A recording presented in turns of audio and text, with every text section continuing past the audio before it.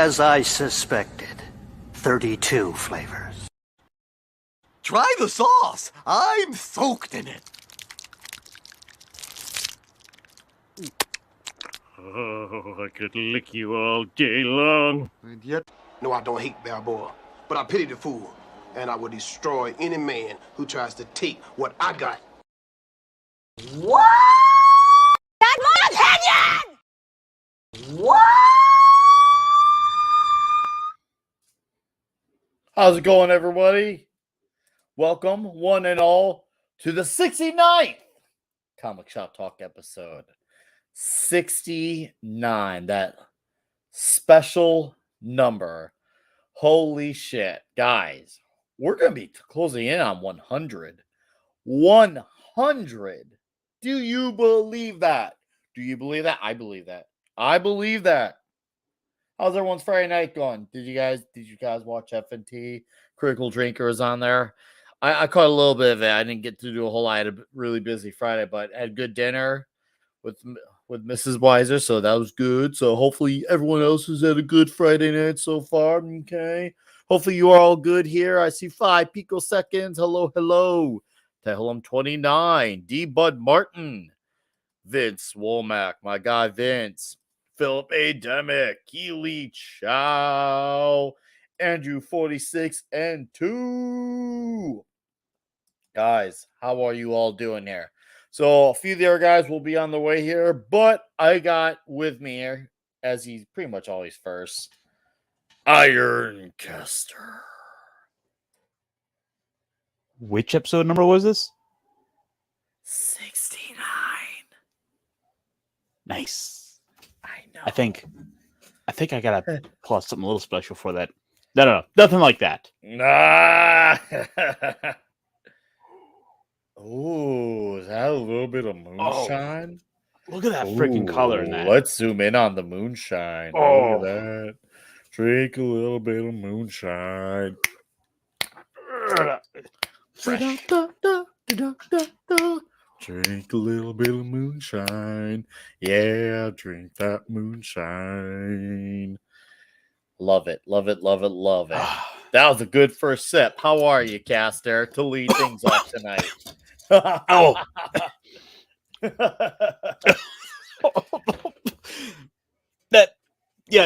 that warms me up. Good. I can smell strawberries now. Oh, I love it. So you're doing okay then to kick things off tonight. Oh yeah, no, I'm doing great. I had a minor computer hiccup earlier, but we've got it sorted in time for tonight. Nice. Well, I'm glad the hiccup got sorted. Glad to have you here, sir, as always, with this Friday night. It's good to hear. I see GAP After Dark in the chat. And, of course, I see the mighty, the great Christian DeLorme for Canadian $5 saying, Slayer! Huge. 69! Thank you for the $5, Christian. Cheers and beer, sir. Hopefully your Friday night is going good. Hopefully this will get things going for you. All right. We got our 2 other gentlemen here. How are you, Fenrir? Boys, listen to me right. I got something to tell you that might freak you out a bit, but don't lose it, okay? Just every time I turn on my TV, it's just, I see dead people everywhere. I just turned on to Channel 5 and just saw 50 Cent. Oh, wait, no, he's not dead. I mean Tupac. Happy Halloween, boys. How's it going? Happy It's the Halloween. season. You're a month early. I mean, well, actually, no, in your side of the world, it's already October, so you are technically ahead of me, aren't you? Yeah, kind of around the festivities already. I'm already preparing the candy for the kids. Ooh. But of course, you've got time to spare, so some of that might be disappearing. Yeah, I'm gonna eat the majority of it. I'm gonna eat a majority of it. Well, good to have you here, sir. Nice to see you. Hopefully you've had a good week. Good to always have you here on the Comic Shop Talk. It's always an honor. Glitzer. Dead people, aka half of Brandon voters. What's up, Glitzer? That was a funny comment to come in. Wookie Fever, how are you, dude? Nice to see you here. All right. We got our other fine veteran of the panel here, Clobbering Times. Oh, what's up, my friend? So sorry to be late, my buddies. Oh, you're good. Please forgive my tardiness there. Big, rough week. But hey, my good friends, Nick, Iron, and Fenrir. Good to see you, my friends. Always great to hang out with you guys. And hello, chat. My wonderful friends in the chat. Look at those great people out there ready to talk some comics tonight. Look at them. They're the best. They are the best. Or are we talking comics? Am I being presumptuous? I don't know. I mean, a comic shop show talking about comics. It's unparalleled. Never been done before. I mean, I didn't want to be presumptuous. So, Clobby, how you holding up down there? Because I know obviously weather is absolutely just lovely down there. Oh, that's right. Actually, where we are, we're fantastic. We didn't get any of it. In fact, we got the best weather we've had in a long time. It's just because of this time of the year, it's almost unheard of to have what you call a quote unquote cold front, but it moved in just in time to keep us. It's been really, really sunny and in the 70s and even in the 60s and 50s at night. It's weird. This is a very mild, a very uncharacteristically mild and so far hurricane-free summer for down here in Louisiana, but it was our dear friends in Florida, unfortunately, or that many of them did dodge a bullet, but many of them are all getting hammered as well. Mm-hmm. So no, just right here we got lucky though, and which is again very rare for us. Usually it's, you'd be right. Usually it's horrible down here. So, and you could be again. There's still time for us to get whacked by one of them. I hope not. Yeah, no. Hopefully everything stays cool on your side of the pond, sir. Well, regardless. Sure glad to have you here. And roll Tide. Thank you, buddy. Good to see you. Okay, right. The great Keely Chow. Keely Chow, roll some Tide, dude. What's up, Phantom Outsider? How you doing here? One day, only in the dream world, Vince. Only in the dream world. All right, guys. So obviously, me and Caster pitched an idea a few days ago, and then it was a idea that kind of made me think a bit, and I was just like, okay, this is something to think about what am I looking forward to in the future. So of course I chose a few books. I picked an Indiegogo that I already backed, but I'm really looking forward to it. So I gotta talk about it just based off of that. And another book that arrives next week.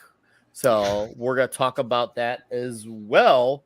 And hopefully maybe it might catch your guys' interest in, saying, okay, what's going on with this book? I should learn about it. So we'll see. So I don't know, but I'm just saying it'll be fun to talk some books about what could actually be good for the future. And Gonzalo Bergali with I can't tell what that super sticker is. I'm learning things today.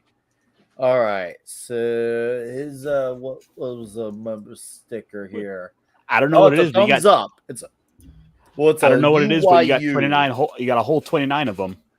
Yeah, right. A UYU for $29 with a thumbs up. Thank you, Gonzalo. Hopefully you're having a good Friday night as well. But guys, as per yes, I caught on to thumbs up. Thank you, Gonzalo. And guys, before we get on talking about some of these books, we gotta do our usual ritual here. So it's Friday night. Uruguayan pesos. I'm gonna remember that, Gonzalo. Uruguayan pesos. Thank you, sir. Yeah. You go Uruguay, I'll go mine. Sorry. It's a Groucho joke. Sorry. Sadly, I did not catch on. You got to be only because you're not 90 years old, dude. Sometimes a cigar is only a cigar. What's up, Diesel? How you doing? All right. Before we do our ritual, let's bring in. Howdy ho! Oh God, this is so wrong. Hey, what's up, brothers? What's up, Pablo? Hey, how you doing, man? Time for the brindis because what is rum? Spider-Man. Oh, let's get let's zoom in on that. Before we do cheers, let's zoom in on that. Dude, nice. Dude. This one is really nice, and it's coffee liqueur and rum because why the hell not? So yeah. That's a good cup, sir. And you run the day. Happy to have you here.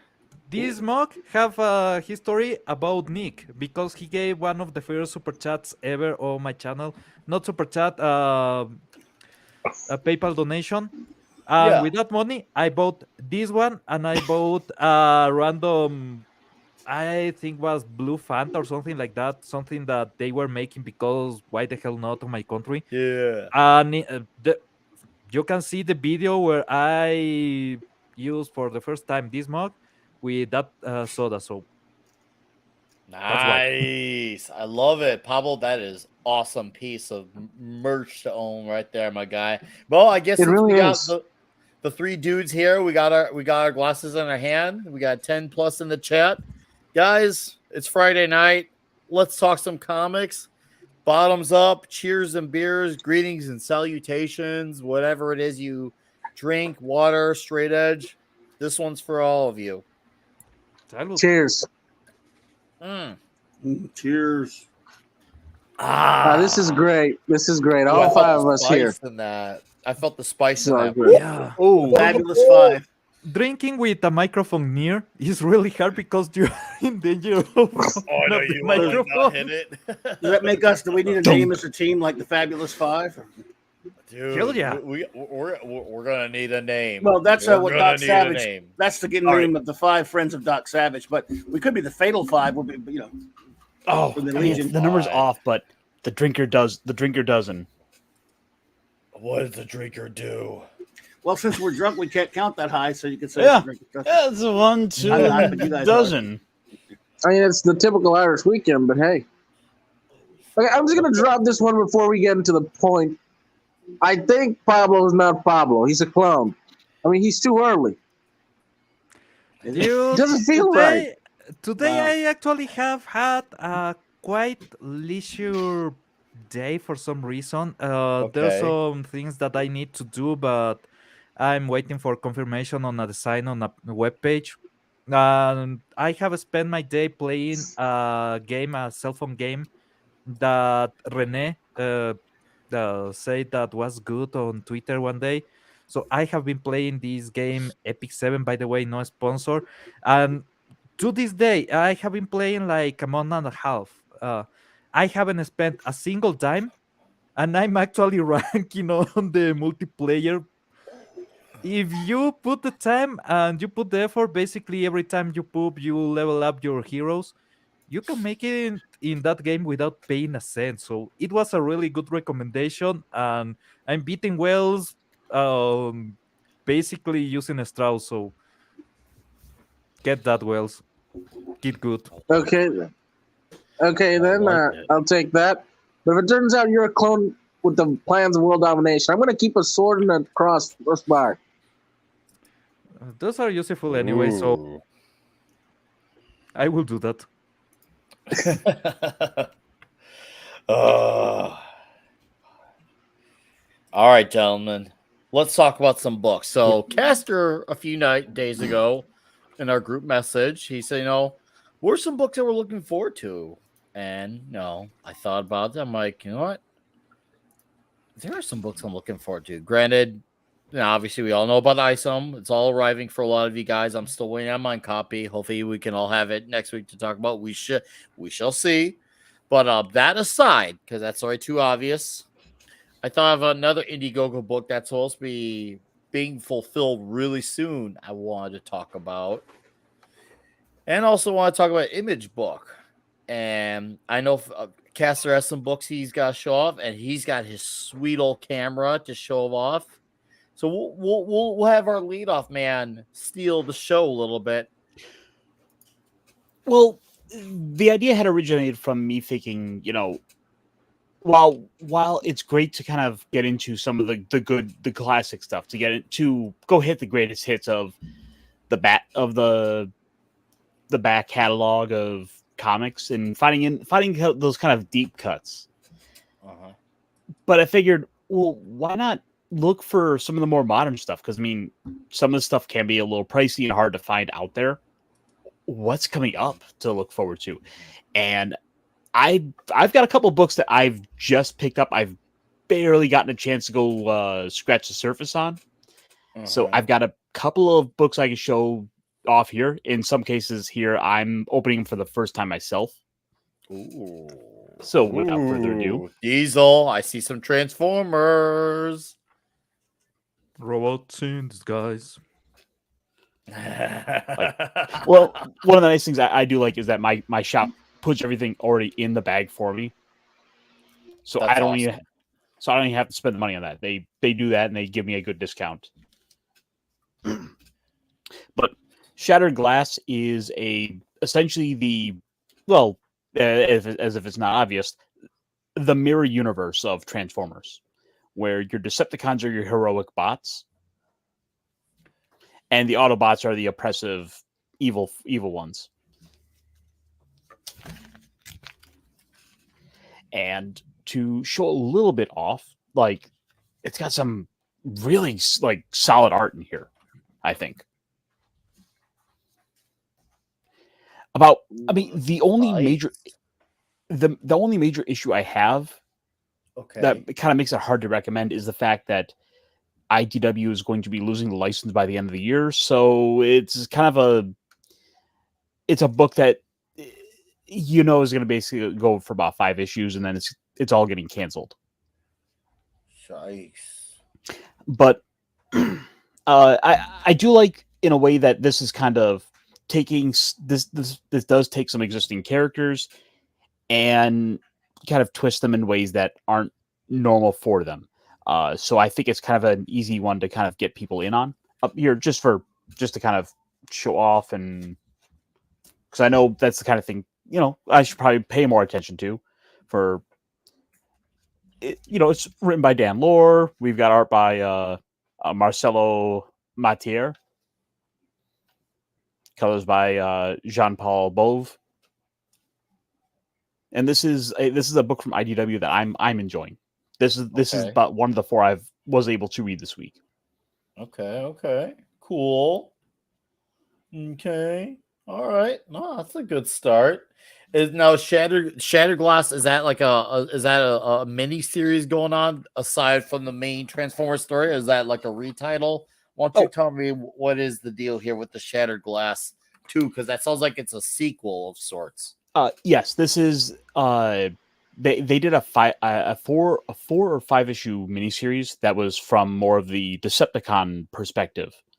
Okay. And this, from what I'm seeing in the first issue, is more of the Autobot perspective, where they are the ones who are these warlords of the collapsing Cybertron, where there's only a few mega cities that everyone's going to. So it has some kind of, it reminds me in a way of a little bit of Cyberpunk, just with the way that world is set up. But Shattered Glass Glossy Page. For Shattered Glass, it is effectively the mirror universe. So you can kind of set aside everything that you've might have come to understand with Transformers as a property, and come into it with the kind of fresh eyes and say these are completely separate characters who maybe only share the same name. I mean, the color schemes are completely different. Like, here's our Bumblebee, which is just completely white and with some bit of purple instead of the yellow. Ultra Magnus is red, for example, and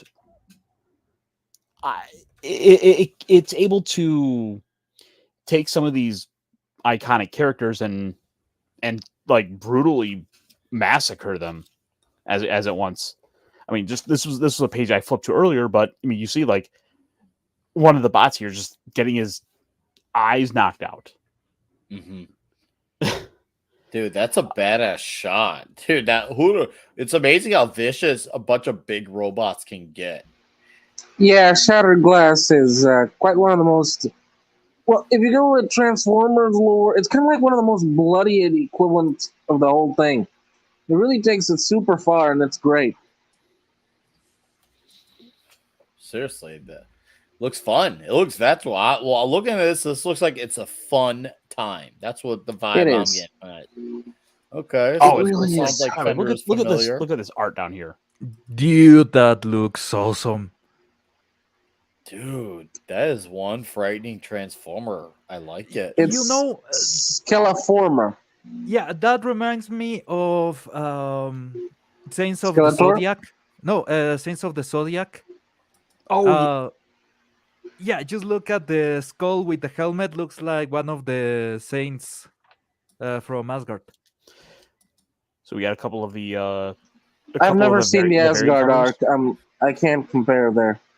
Dude, you gotta watch it. It's really stupid, it's filler, but there's some really crazy, stupid, good stuff there, including one of the fights that is basically who plays better, just who plays music better. Um, I will not ruin it for you, but enjoy. All Get right, it I'll on give it a Netflix. try. What's this? Optimus is the one laying on his back, being stood over by our Ultra Magnus. Like, could they actually kill Optimus? So To he had be his optics continued. ripped out. Is what Phantom Outsider said. So he had his optics ripped out. Oh yeah, like he hit him so hard his optics were. He lost an eye. All right, okay. Yeah, Diesel. It's basically a Transformers version of what if the Autobots were evil and the Decepticons were good. And Vince says Exactly. again, it is a sequel, Vince. So that I guess since we're in sequel territory, that makes sense. I love that Cobra Commander, not Cobra Commander. Oh. How is his name? Yeah, on the ad. Serpentor? Yeah, Serpent Lord. Get to that. There you go. Holy macaroni! It's really cool. Yeah. Oh, they're Like- losing them too.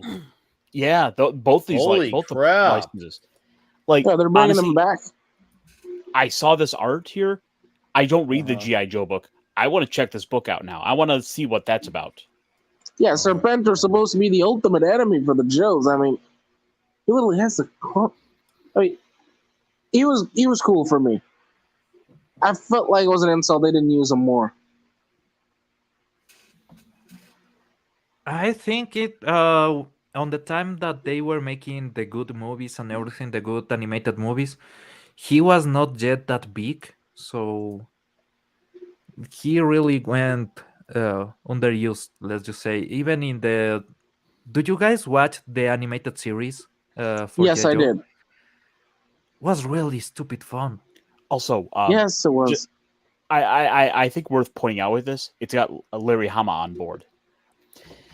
Larry Dude, Hama. don't mention that name. I'm kind of pissed off at the guy. So just to kind of gotta mention him because he's involved. So Where did he touch you? Larry Well, Hama he's a nut, is the G.I. Joe guy. but he is a nut. I understand, Fenrir. go Still, on. I think it's relevant to point out that like they're bringing for Joe fans Larry Hama on board for the final storyline of the IDW run. I think that's a great thing to do.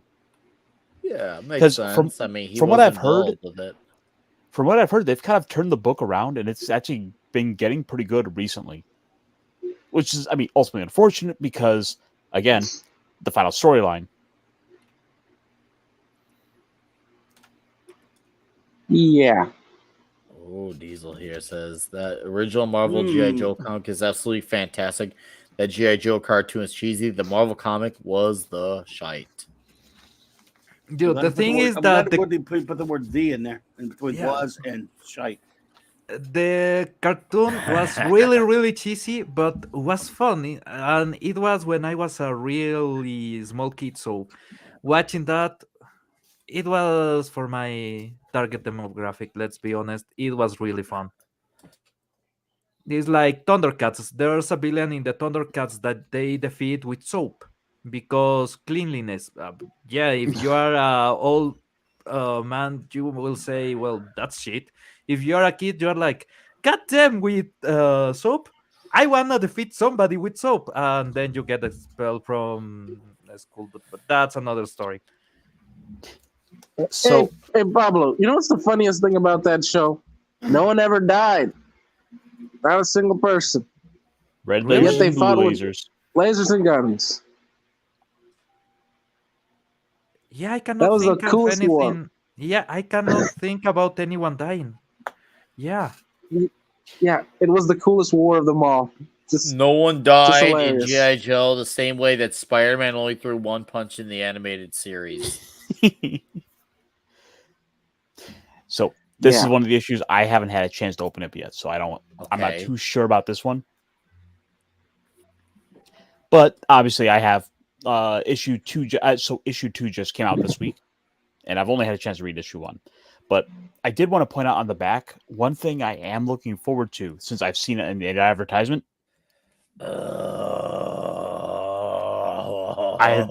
Yes.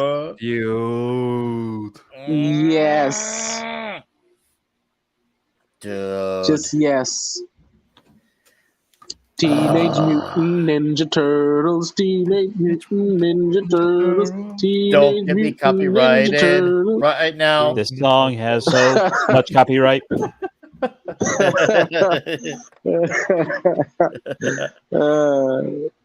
Dude, But, wait. Those. Yes, How Tom are would they be called? freaking out, Keely. If Tom were here, I'm going to send him an image of this, and then Tom will have a big chubby about this, and it'll be great.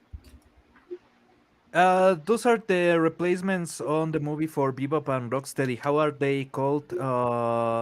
Rafa and Razor. Razor. Yeah, they are in the comics now.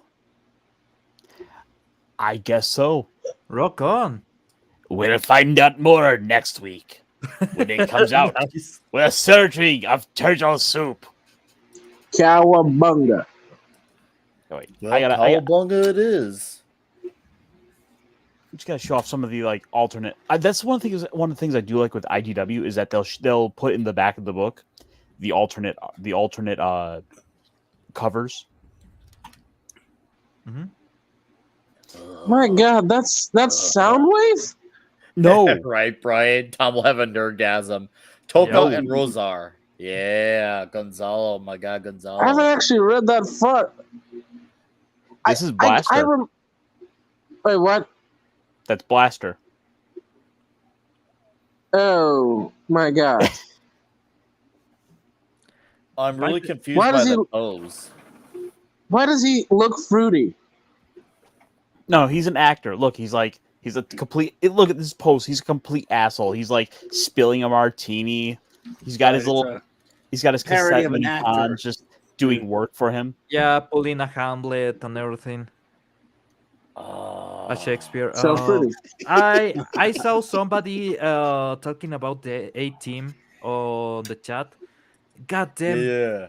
I love that series. The A-Team. Maybe you Yeah. could hire the A-Team. Yeah.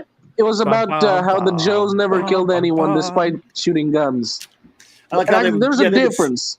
They would spray like a whole room full of people with machine gun, nobody fire, and nobody gets hit. Even better, it was amazing. the car would like flip over 20 times, and they would just get out. Guy would get out and just throw his hat on the ground. Damn it! Exactly. It was amazing. It was hilarious. It was beautiful. You know what else happened? Wolverine got his claws out and never actually stabbed anyone. Yep. I just got through binging that whole cartoon, and Did you the really? 90s one, yes. Oh boy, they Oh, wrote it fondly. It was interesting. It's something to talk about. That Warlock issue episode was so bad, wasn't it?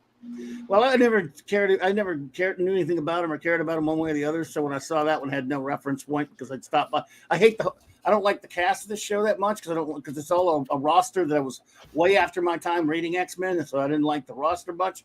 So I didn't really know Warlock. So when I saw the episode, it had no effect on me. But I know people liked him. I just didn't really read any of his comics when he came out. So you think it was bad? It was called the Phalanx or something. It was pretty Oh yeah. Well, I bland, mean, the Phalanx is part of it, but like, but they're all very sanitized anyway for Saturday morning. Yeah, And- a lot of people talk about that show. Nobody talks enough about X-Men Evolution. I There can't wait to get into that look of that one. The Dude. look actually works wonders when you have some of the female characters. On Dude, the we both later know you're season. only talking about it because of Rogue. Well, yeah, that too. But no, there's some really crazy episodes where things go real I might give it a dark. look. If you So- want a cartoon for children that actually might goes try. dark, that one is. I don't really want it to be dark. No, I don't like. I'm not into that. I don't need that. I just they did. Sometimes you can sanitize something too much, but not. I don't want dark. I don't need dark with my superheroes. When it's done, I don't like it done with mainstream ones. But No, but I might take a look at that one, Pablo. You will probably hate something that they did with Scott, and till this date, I'm still waiting for next season because they actually were going somewhere with that. What happened with Scott? I need to know what's next, but they never continued. The perfect examples of getting it right without going overboard are Batman the Animated Series, the second season of the FF cartoon from the 90s, Avengers Earth Mightiest Heroes, Justice League, and Justice League Unlimited. There are a few like that get it, and Silver Surfer. And then there are ones that just cleaned it up too much, or they just, I don't know. I mean, it was fun. It was fun sitting there binging them. Don't get me wrong.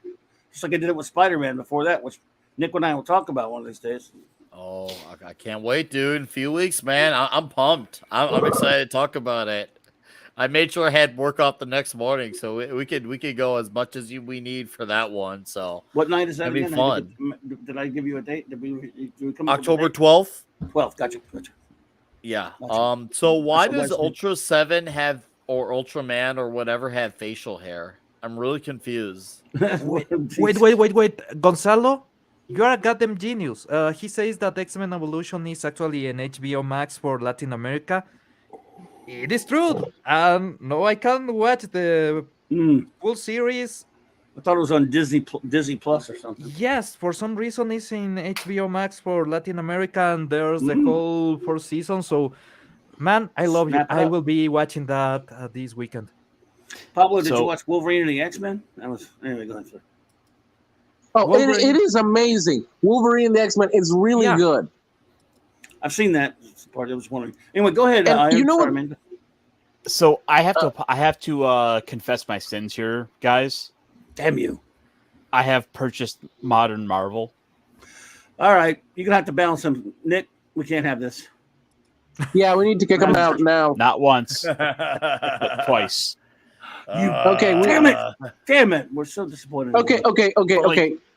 Globby, get the tar. I'll get the feathers. You got it. I got it right here. We got. No, you need to do something like Catholics. You actually need to make amends. So buy 10 Silver Age, 2 Golden Age, and you will be forgiven. Oh, well, okay. Maybe this isn't done by the Milkshake Brigade or something. Who knows? Right. This is Ultraman. Who knows? Before Caster goes on, James Hupmasia, hello, sir.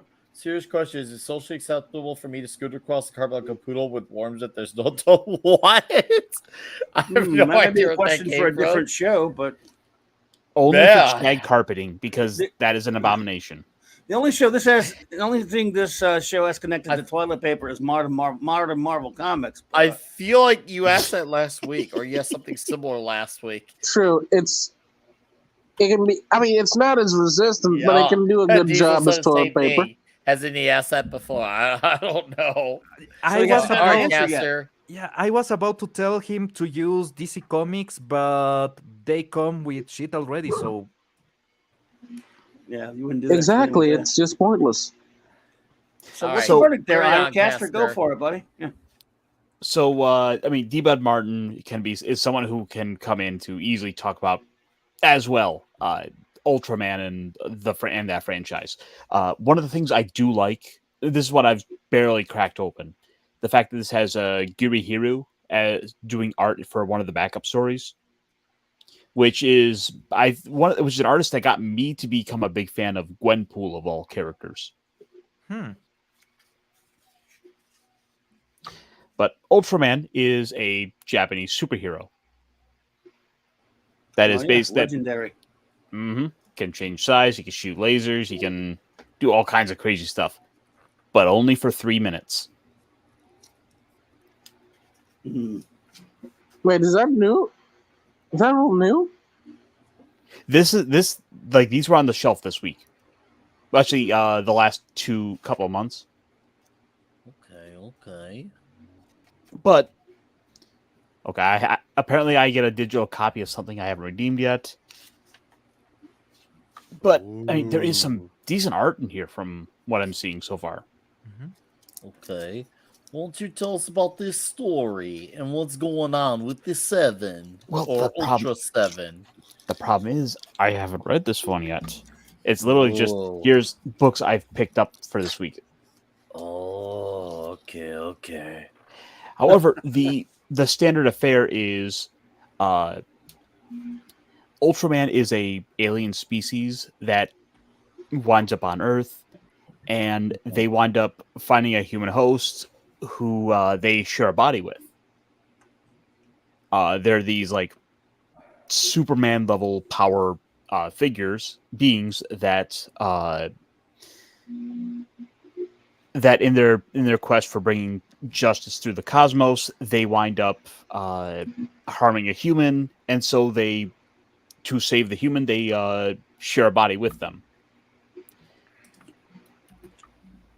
And then they can only, for a limited time, manifest themselves, their powers, as they like help stop and fight monsters and aliens that are on the planet. This is one of those OG long-running series that's been around since the 60s. Yep. Holy macaroni. That's crazy, dude. And I mean, the thing is, like, a lot of this you could go watch on like Pluto TV for free for the actual like TV show that this character was in. Yeah. Or buy the Blu-rays, for example. But this is, just a couple of books I happened to pick up this week. So I got 1 and 2, and I will be reporting back on my thoughts on them. But I wanted to show off a little bit of what I've been picking up. I want to report. I'm going to test 7:30 a.m. Johnson. Stop. All right. Hello, common nerds. It's just eating, played some games, and chill. Dude, we're just hanging here, man. Just hanging here, being the dudes. And we got a super chat and a direct donation, and then I'll get to some stuff that I'm looking forward to. So, and after me, hopefully some of the rest of the panel. If not, we'll just shoot the shit. We got Christian Delorme for another Canadian $2. Says, shout out to a great panel chat, and shout out to Christian Delorme. Cheers to you, sir. Glad you could come on Toxic Tuesday. It was great to have you on. I appreciate it. And of course, we got the mighty Brian Yoder, which he gets this video for his amazing skills.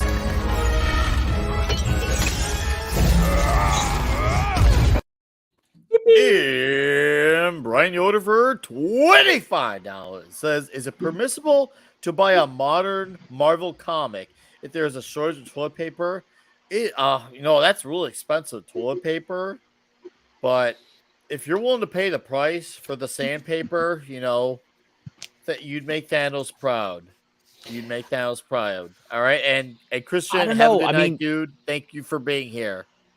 I gotta say that putting my hands on that, it's more of a glossy paper. You're not gonna have. I don't think you're gonna have that good grip of picking the poo. Picking the poo. Oh, all right, guys. For some of you around here know who the Legion of Memers are. They have been very prominent on the Yelling at Park Cars, TNT shows, the Midweek Hum, FNT, of course. And we've got the man to lead them all joining us at the very 0 second to hang with us as he hangs out with us to talk comic books. So before I talk about some books I'm looking forward to, let's introduce to the show Mr. No Green Rocks. Oh, damn, bro. That's a hell of an intro. I don't know how I'm going to live up to that one. Hey.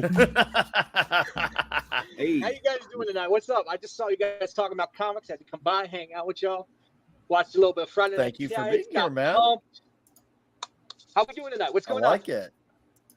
We're just talking comics. We're actually talking about books that might actually look, intriguing to us, regardless of where it's coming from. So this Friday night stream is a chill stream. We just hang out, we drink alcohol, and we just talk about comic books. Sometimes we'll do a series review. Sometimes we'll chat with a guest who's in the indie scene.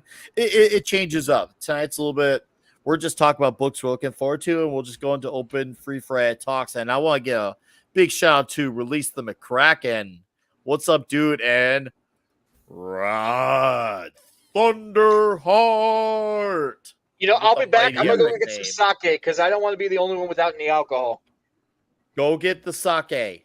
All right, Do it. I'm gonna get going on these books. So, anyways, and Jeffo, how are you, Jeffo?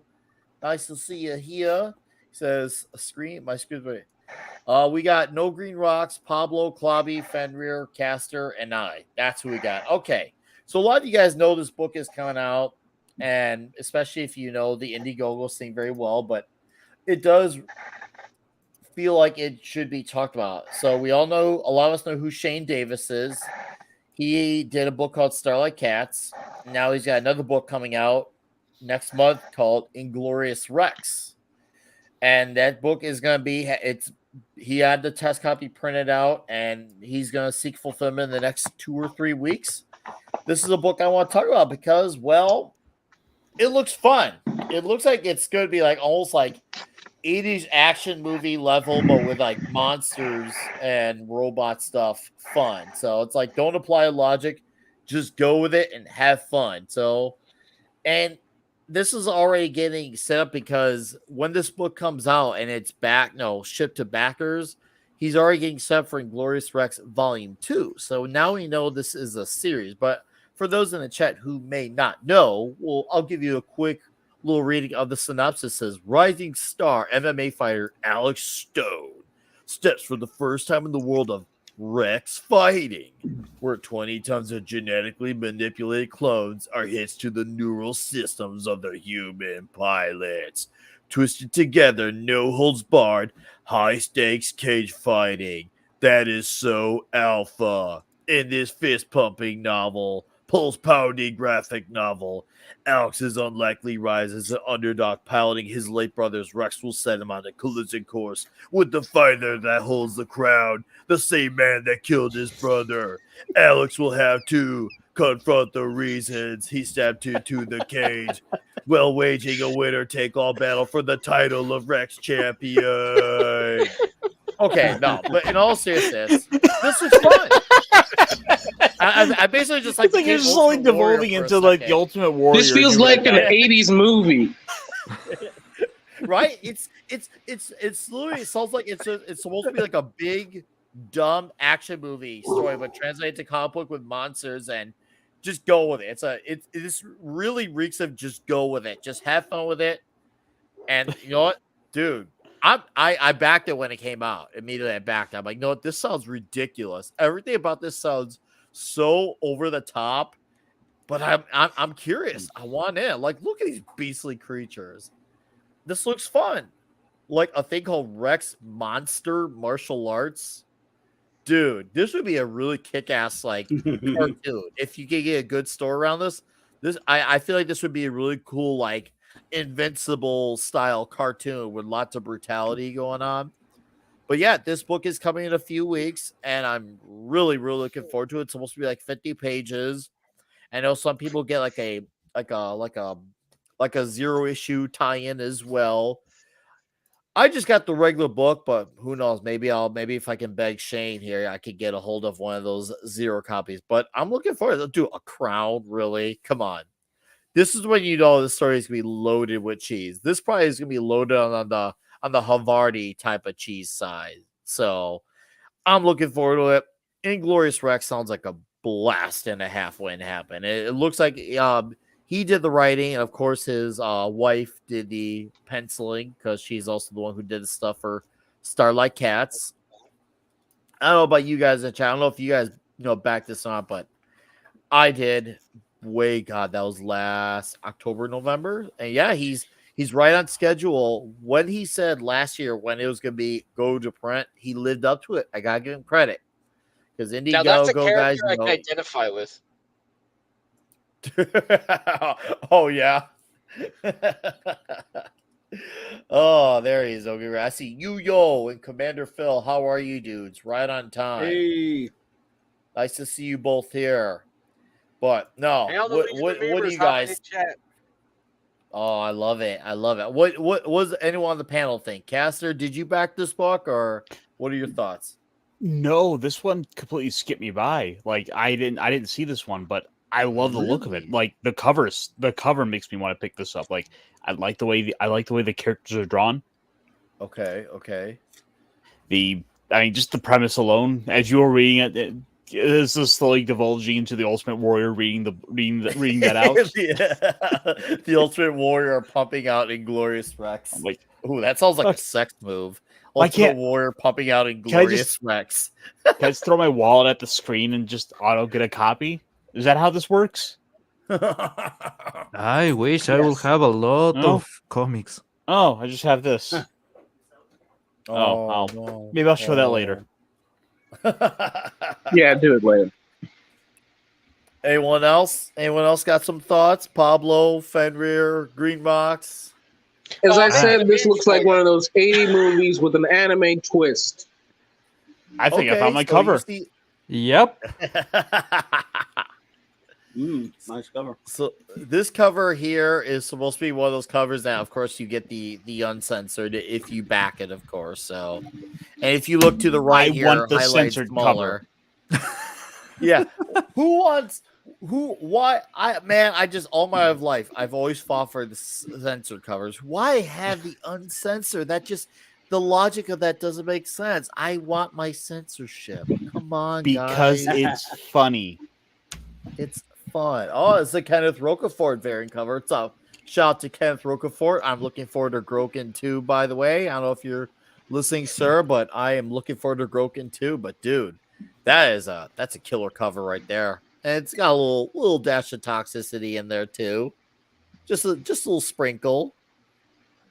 The movie of this comic should be made by 19 dude, Diesel. Right? With the way Paul Verhoeven did action in the 80s.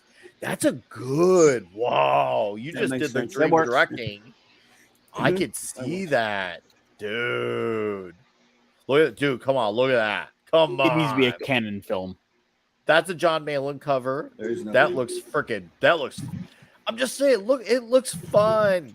It looks ridiculous. Nudity without Mad's face just doesn't seem right. Mark D.C. has ruined nudity for him. If I had to give one criticism of this cover, okay, he's punching him and it's a clean cut.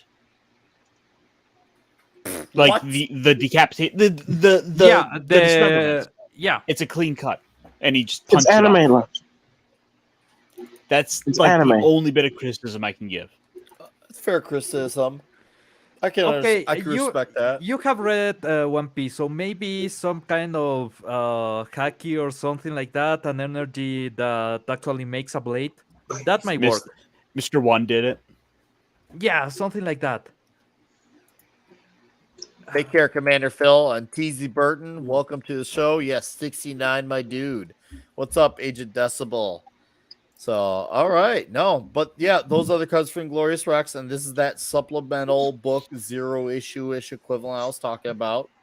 Looks like a joy too, called The Blood, Sweat, and Tears. It reminds me of the Max. The Max? It reminds you of that? Really? Oh yeah, yeah. It's like it's all in the neck. The head looks sort of like Doomsday. Yeah, I'd say I he see looks that. cooler than Doomsday. I don't like. See, Well, yeah, I never. don't like Doomsday. Yeah, No, Doomsday has I'm just saying he reminds all me of- those. Doomsday, all those ugly spikes. Oh, yeah, look, I yeah, mean, he has it right where the chin would be. At least, like, if you're gonna make the spikes, like, make them kind of right. Yeah, jacked this up. one looks. Yeah. I actually like this better. I think this is like a little bit more cleaner look. Just a few stones on the face, and he's just like, okay, it's an ugly creature that just looks a bit more refined. But yeah, that's Sure, Inglorious Rex. And let me get to the next screen here. So last year, Jeff Johns and Gary Frank did a book for Image titled Geiger. Went 6 issues, then they did a special one-off special. It was a pretty solid book, and what I liked out of it too is it was building a lot of foundation for what seemed to be, I guess you could call like the Geigerverse or the Jeff Johns Gary Frank universe with the story. And within that story, in the Geiger story, there was this little comic strip that was happening at a lot of the end of each issues with this character named Junkyard Joe, which seemed to be a bit of an urban legend. So here is the back of Geiger #1, where it showed the Junkyard Joe comic strip. So that's pretty cool. This is the back cover of Geiger #1, Junkyard Joe comic strip. So Junkyard Joe is a character existing in this Geiger universe. And I feel like what makes it notable besides that cover, and obviously this is a character that they want to expand on. Looks like is a GI robot. Yeah, right. This story, Beetle Bailey comes to mind. Okay, where is he here? Good, Nick. Right here. So Jeff Johns and Gary Frank are releasing Junkyard Joe next week, #1. And apparently, if you order for one of the variants, it's supposed to help support homeless veterans. So if you guys want to support a good cause, good. Well, you get a cool story or potentially cool story because we haven't read it. Sub Jacob Ironside and Decepticon. Nice to see you here. But yeah, the story supports homeless fans. But no, I'll give a quick reading for it. This one doesn't feel like it calls for Ultimate Warrior, so I probably should not. But this October, Image Comics will publish Junkyard Joe, an all-new series from best-selling Geiger team Jeff Johns, Gary Frank, and Brad Anderson. The series, set in the same universe as Geiger, will tell the story of a mysterious robot soldier, the titular Junkyard Joe, who believes himself to be the creation of cartoonist Money Davis, himself a veteran. And on my comic strip, it was written by Money Davis. However, the story is set to do more than simply expand Mad Ghost's historical universe of heroes known as the Unnamed. Not only does it bring to light real issues and experiences of veterans, the first issue of Junkyard Joe will feature a special black and white edition benefiting veterans. The proceeds from Junkyard Joe #1 special black and white veterans edition will be donated to 2 charities: the National Coalition for Homeless Veterans and Veterans Aid in honor of Johns' grandfather and Frank's grandparents, all 3 of whom served in World War II. So what I like too is it doesn't just say for charity, they haven't specifically said who are the direct companies that it goes to. So you can look into these companies if you have any skepticism. So I could get down with that. I respect that. But yeah, it looks like it's be a war-telling story, but through the perspective of a robot and the guys around him. Let's see. Fortunately, the page. Hold up. Let's see. Hold. No. Oh. Sorry, guys. Anyways, but yeah, this looks like it's going to be a story that could be maybe part drama, part action, and dealing with a lot of stuff that, veterans deal with. And the fact that it's a black and white, I'm actually kind of looking forward to the black and white. And that's Junkyard right there. And that really does remind me of GI Robot. GI Robot, the old DC character, it kind of reminds me of that. Yeah, I know of the GI Robot. Maybe he's influenced by him. Maybe it is. Well, it is John's. So. Yeah, that would make sense. Yeah, but yeah, this is interior art from that. And what I noticed that Gary Frank was doing with Geiger, he actually was doing some splashes, which he doesn't always do them, but he actually did some in Geiger, and I really like his pencils. So I feel like this is a book worth looking into. And if my guess is this will probably be 5-6 issues, and then Johns and Frank will go on to either go back to Geiger or tackle something else. But I like that we're getting more universe stories. I like that we're getting stories that we can invest in and get to know the characters in and live in a world with actual escapism, but also have some nice homages to experiences without being on the nose. So I'm looking forward to this one. So yeah, that is Junkyard Joe. That arrives next week, and be sure to pick up the black and white edition, and of course the color, because the colors look great from Brad Anderson. So and Geiger was a solid book, absolutely worth reading. What's up, Eric K? How are you, sir? Hello. Yo, the bronze wrencher. What's up, buddy? Yo. Was there an unsold? Yes, there was. Right, there you go. For a long time. That's a DC character. Scenario. How are you, sir? Nice to see you here. Pablo. Well, I got one for us, Nick. You do? After Pablo, go ahead. I didn't know Pablo was gone yet. I'm sorry. Go ahead.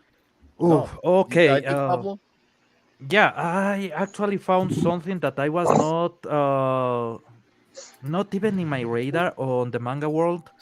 Do you remember a series that was called Such Bell in the US? Yes. Okay. Internationally Konjiki no Gash Bell, or Oh at yeah, I least in remember Japan. that. Okay, it actually ends.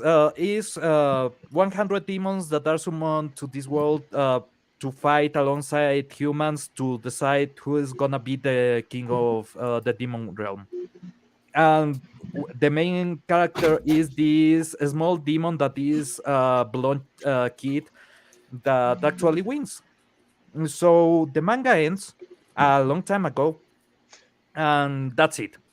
There's no news. The series never actually finished. 100 and something episodes, but never finished. There's some movies, and everything went quiet.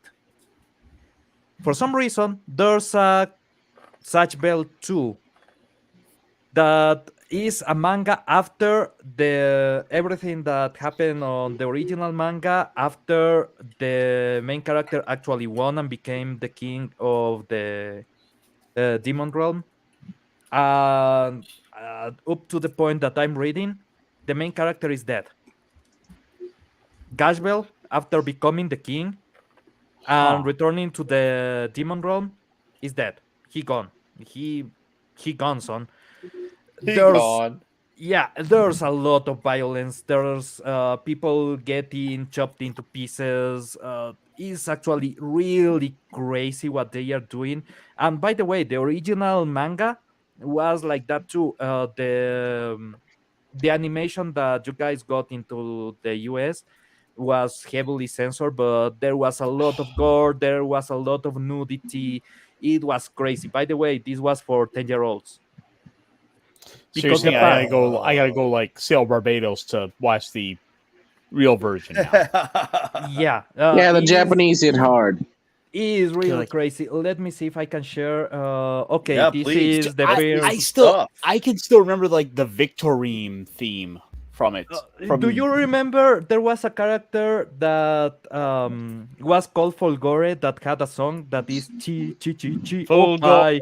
right. The song Chi Chi Chi Yes. Chi Opai. There's an actual translation to English.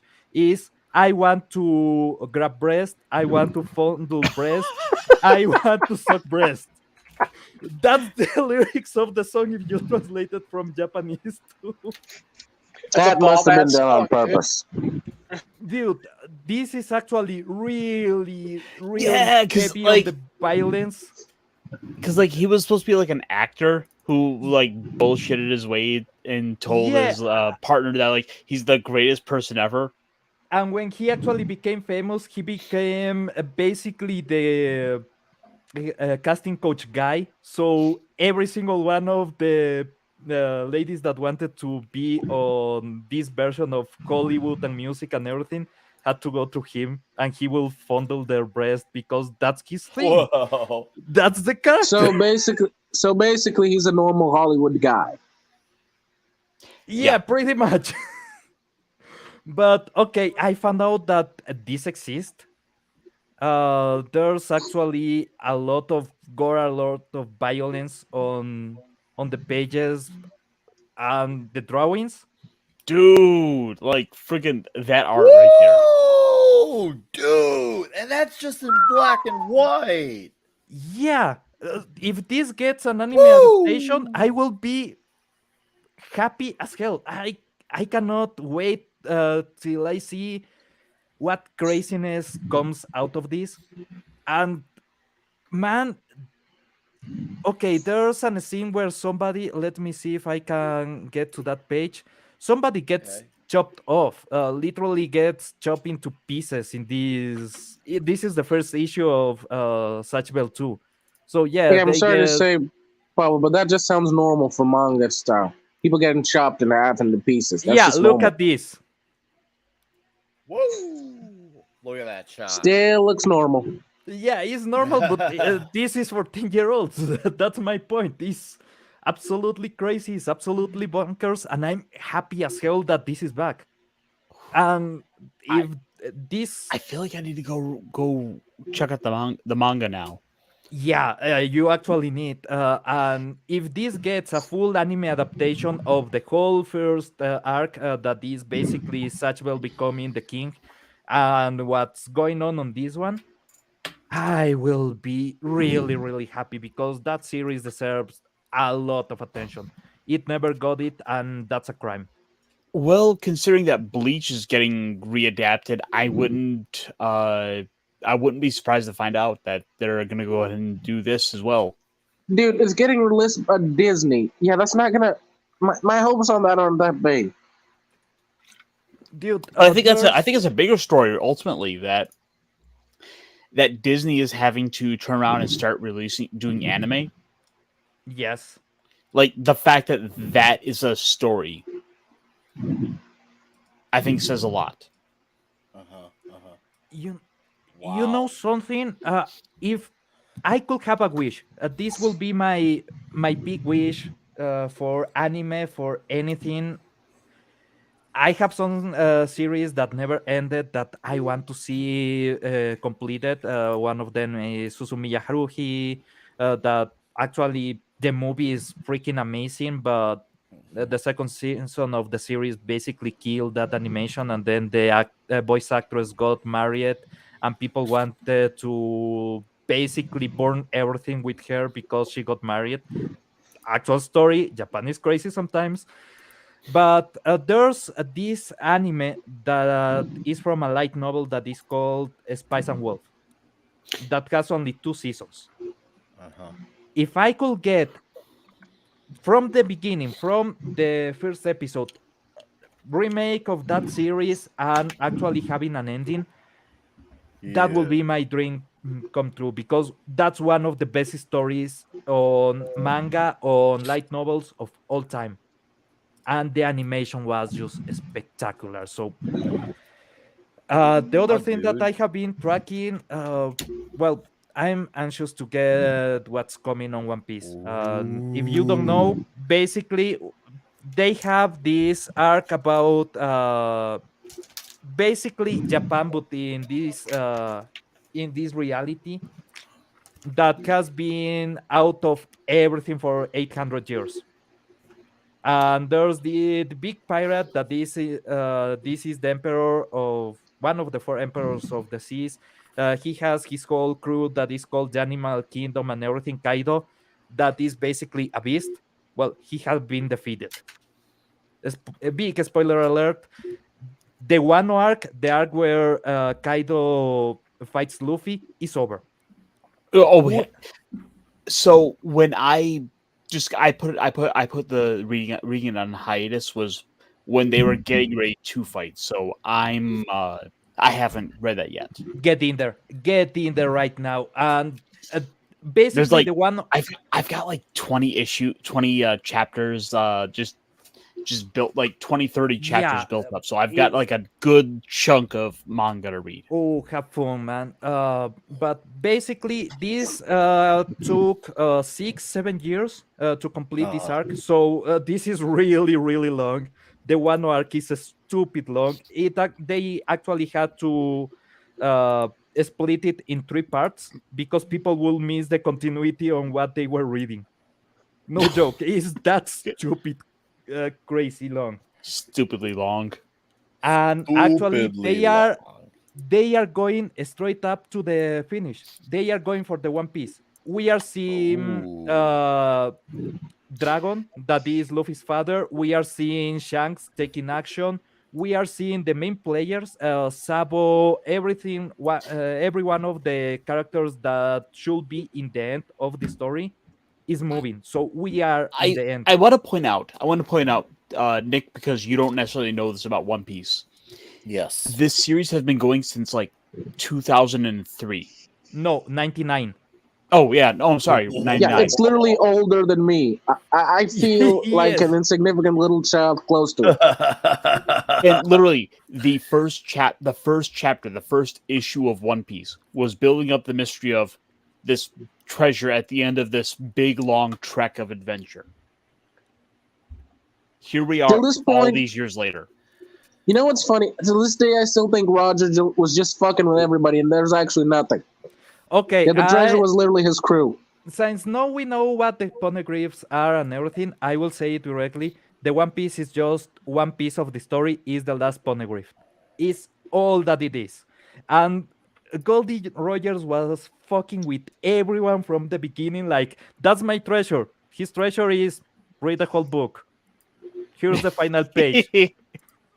Yeah, that seems like something he'd do. Really, Roger is that kind of guy. You can just see fucking with billions of people just because he can.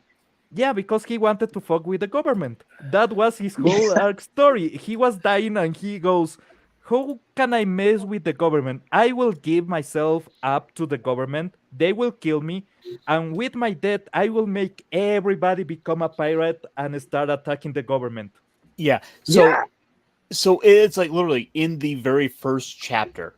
Yes. It starts with this story of Gold Roger, the king of the pirates, is being brought to his execution, and with his last words he will ever say, he says, "My treasure, everything I have, I've left all in one piece."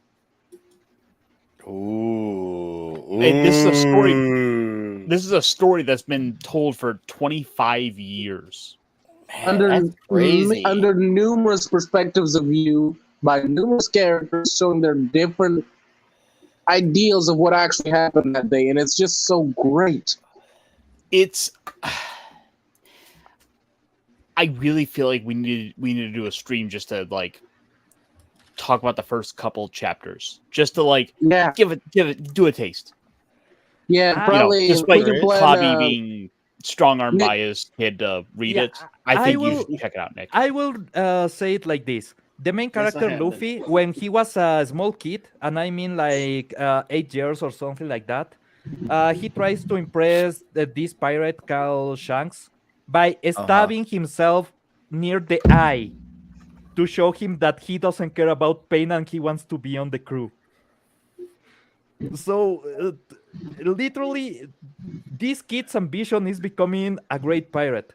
And there's a moment when actually there's a lot of people saying, I want to be of your crew. I want you to be my captain. You want to be the king of the pirates. You can be the overlord of the pirates because you can command us. And he goes, I don't want to be famous. I don't want to be powerful. I just want to be the king of the pirates. Fuck you. I'm going to get that treasure. That's all. He just wants to get to the goal. He cares nothing about power, about anything. So that's why people love Luffy. Yeah.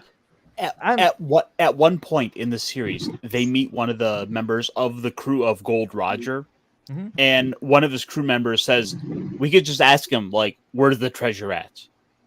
And Luffy says, "No, if you ask him that, I will quit right now. I do not want to know where it actually is. I want the adventure." Yes. It's all right. just stupid. So I got a few introductions here. The Meosphere Origins. Raymond G. Stanley Jr. How are you, sir?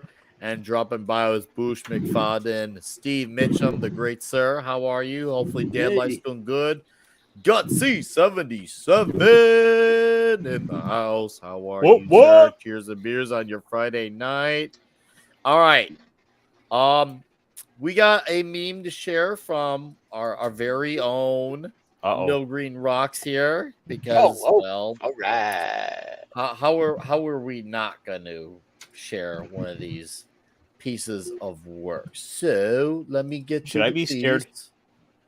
Not I this don't time. know. All right, he says not this time. But okay, share tab audio. Okay, share tab audio. But who knows what the future holds, my friend? With a surprise guest, Legion Beaver. Okay. Did you share the audio? I did. Am I supposed to turn around? Am I supposed to turn around yet? Yeah. Shut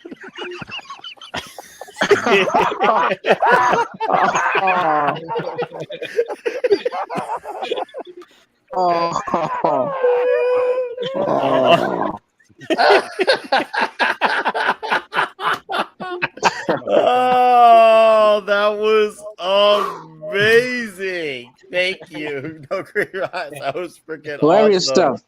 What's up, Makani? You came in here a great time. That was really weird. Super weird. Thank you for that. Oh, Yeah, of dude, course. that was what I needed. I mean, it's nothing compared to the one I did for Adam on Midweek Hump, but it's still okay. Oh, dude, what you did for Krigler a few nights ago? Yeah. Yes, I saw that in the morning, dude. Shit was ridiculous. I can't wait till we have the midweek hub meet the Dix division. That's gonna be wild. A back to back. You know, Things who are gonna be knows what's so going on huge. behind the scenes, man. That would be absolutely epic. It'll happen. It'll happen. Trust me. We want to do it. I know you guys want to do it. When worlds collide, everything will be huge. Can you imagine Yeah, the 18 meme in here in the that chat. Jesus What's Christ! up? It's gonna be like comic giving, like being the baby, and and Shags is gonna be the mom giving birth or some shit. Speaking of that what I think it was Devil. No, it was core member Devil Made Me Do who did that weird comic says She-Hulk. That was very mortifying to look at. You guys see the show yesterday? I freaking died, man. Oh, dude, that was a kick-ass TNT. Seriously, that was so fun, so much fun. But all right, Clawberry, what do you got for books to show off? And shout out to Grim and Theater. Nice to see you here. Hey there, hello everybody. Well, we talked about. By the way, sorry about that. I had to mute a second. It was very disingenuous of me to pick on Ironcaster when he put up a Marvel because it's a Marvel book I'm actually looking forward to. Don't shock. Ironcaster, don't go into shock. I know you're shocked. I see the shock on your face. Wait. Hang on. Just so I can set this up. There's a Marvel book you are looking forward to. Yes, I broke the sort of, in a sense, broke the news on it a couple of weeks back here. But yes, it's a Marvel book. I'm sorry. Sit down, breathe. I know. I gotta stand up for a minute. Look, I'm as shocked as you are. I know. I'm as shocked as you are. That's why when I picked on you, I know that that's going to come back to bite me for picking on him for that. Because at least you had one in your hand. This is one coming out in January. And I am just, I can't believe it. I can't believe it. Are we ready? All right. It's called Avengers War Across Time. We spoke about it a little bit, a couple when the news broke, I think a show or two ago, I believe. Okay. It is a throwback to takes place around Avengers issue number 9 or 11, somewhere up in there. And from 1962, excuse me. Written by famous Legion of Superheroes. Not just that, scribe Paul Levitz, who's also president of DC Comics. I mean, never wrote any Marvel comics ever. Art by the great Alan Davis, who was a great Avengers artist at one point. And a great, of course, did a lot of other great stuff. I'm a big fan of Alan Davis's work. It looks beautiful. Look at the retro look to this. I like it. I like how it looks. It looks like an old Marvel comic. Man, it looks like the real old Marvel comic. I don't know how this happened. It feels like what Marvel should be. Right. And who knows? Will it be any good or not? I don't know. I've loved his work before. I loved him on Legion of Superheroes. But look at these covers. Look at this, man. That's my kind of stuff. Ooh, that's a great Hulk and Iron Man cover. Oh my goodness! That's the Hulk and Iron Man. I like the way Giant Man is drawn there. Oh, was broken on the shield.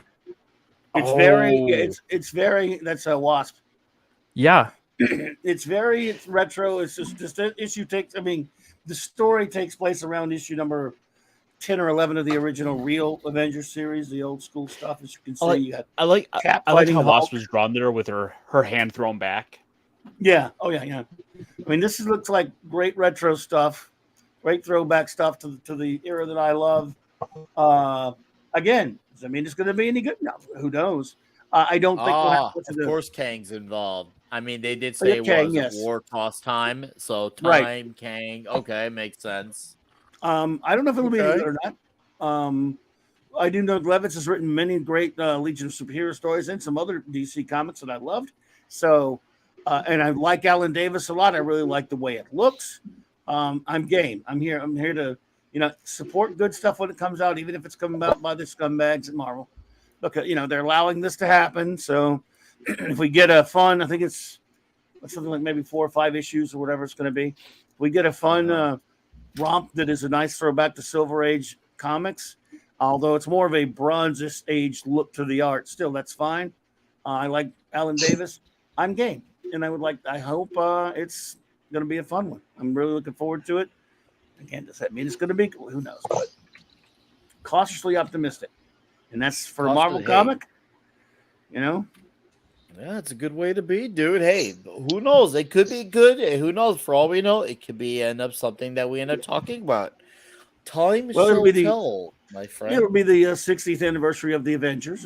That's what this is being released for, They debuted in 1963, so this is starting to be in January of 2023. So there we go. A respectable anniversary. I think this might be worth picking up for us. Yeah. What's that now? I think this might be worth us taking a look at when it comes out. No. Yeah, can't hurt to look at it. I'm kind of curious. Yeah, here in Clovey, for some reason, I remember that song from Queen, "Love of My Life." Bring it back, don't take it away from me. Hey, I'll settle for a glimpse every now and then. Yeah. It's a little throwback. Look, let me tell you something. I always bitch about how I don't like what they do with modern comics, but I've always said, look, I understand I'm not in the target demo. If they ever just once in a while threw me a bone, like every now and then, a nice retro book, a nice Silver Age or Bronze Age type of a retro book here and there, I don't have to read your mainstream stuff. But if you guys did some of that once in a while, I'd be like, okay, that's cool. They just don't. And again, it is us old guys who bought comics when comics actually sold and had like high print runs and things like that. So, some of us old guys would come back. Oh, I believe that. And right now we're seeing the proof in the Belgian chocolate pudding over it. No, Klobby, you got me curious. I think we might have a future discussion about this one. Time shall tell, of course. And we got our Legion. I think we may have to pick up this. Might have to. Marvel comic. Yeah, it's a Marvel. I'm not happy about it being that, but I like that. Unfortunately, I don't have too many comics, but I got this. It's okay. Why don't you tell us about it? I like that burn I know poster you only got like 5 minutes. So why don't you tell us about this book and maybe why you love it and why is it good and why people should read it? I started watching the anime and I was like, holy shit, this is a kick-ass anime. And then I was like, I wasn't really into manga or reading I never really read manga. And then I bought this book and I have never read anything so fast in my life. I was like, they should teach kids to read with these kind of books. Like, it's not even like a comic. It's like straight up. Like, I mean, look at these freaking drawings here, man. Like, show it to us. Oh, freaking amazing. Oh. I lost so many comics and shit in like my moves that like nice. I don't. All I have is like the old Superman comics, like the ones you used to get in the back of or like in the newspaper and shit. Well, you do have that Marvel DC John Byrne poster in the background there. That's pretty cool. Yeah, my dad bought it for me. Oh, your dad did good. I haven't zoomed on you right now. That is a nice looking poster, by the way. That is a really nice looking poster. Seriously, that is glorious to look at. It's actually a great story. So like in high school, I was like super into Smallville. I know you guys remember that show. Which one? Yeah, Smallville. Yes. Yep. Somebody say. So, like, my parents like knew I liked it, so I got like they would like buy me shit for like Superman stuff. I don't know if you guys can see that. It's like the Christopher Reeves Foundation dog tag, cool. Like when he first came on the show and everything. So my parents were religious, and basically that means they wouldn't spend money or do any like work on the Sabbath. So my dad saw this picture and he went into the store and he's like, please hold this for like 8 hours for me. just hold it for 8 hours. I want to go pick it up for my son. And I'm just chilling in my room, and my dad comes in, and he brings this in. I like broke down in tears, dude. I thought this was the best fucking thing in the world, dude. And it's like my best friend had it for like 4 years after I came back from the States. He took good care of it, and now it's in the background there. Comics was like, hey man, you need to have some shit in your wall. You can't just have a white wall. What the fuck is wrong with you? So I ended up putting that up there. It's nice. Well, that's a damn good stand-in. I'll tell you that one. If you're gonna pick something to fill up your wall, that's a damn good way to go by it, my guy, because that stands out. Like right away, you see Superman right there, looking awesome, looking amazing, dude. Freaking great! I love it. It's so good. Thanks, man. I don't really have too many comic things just because I lost a lot of it during like different moves. But like that's the one thing I'm really happy I did not lose or anything bad happened to it. It's pretty cool. I'm glad, dude. That is a glorious shot. And if you like anime, actually. Oh yes, please tell us more, dude. That's what we do here. We're telling people about what is good in the world. This is the show where we actually do that. So you guys know shit. Now I'm blanking on the name, but you guys know Kirito, right? Mm-hmm. Oh, is that the elucidator? All right, zoom in on you, dude. I see a giant sword. Oh, Sword Art Online. Yeah, the elucidator. There you go. By the way, if you ever want to watch, nice, a good version of Sword Art Online, watch the bridge version that is on YouTube. It's actually hilarious. The first season is just fucking great. You watch that. Right now they have like 16 episodes, and they actually fix a lot of the shit with the characters and make it worth a lot more than the original series is. It's for free on YouTube, so that's pretty awesome. I really like the show. But I'm one of those people. It's like, oh, there's sexual assault. Fast forward, fast forward, fast forward, fast forward. Dude, in the bridge version, they make Kirito this guy that only speaks on movie quotes and shit. Basically, he's a deep, crazy weeb, and they make him an asshole. So his interactions with a lot of the characters work way better, and Asuna is just a psycho. So that relationship works wonders. They literally try to buy the orphanage instead of taking Yui just to see if they know her parents. They are like, we want to buy the orphanage. Is it like that old? You guys remember the old cartoons where they had the X-Men cartoons and the guy dubbed over it, and he made it like super yes, yes. Wait, is this an abridged? This is a bridge before a bridge. This was official, I think. Oh, okay. So it's not like a parody. It's like the Sword Art Online is a parody. It's completely a parody. I think the X-Men weren't they official because this is before YouTube became a thing. Oh damn! I'm that old. Dude, I'm probably older than you. I'm 35, man. Oh yeah, you all right? You got 2 years on it. Well, if it makes you happy, No Green, Nick's the age of my oldest 6 months younger, actually, Nick. So. Yes. Yes. Old. But at least they have deep. I don't ever get to show off those swords because nobody gives a fuck about Sword Art. Well, you're here amongst that doesn't swords. Yeah, I doesn't get much. I want the toxic man fluid here. He'd have a chubby over your sword.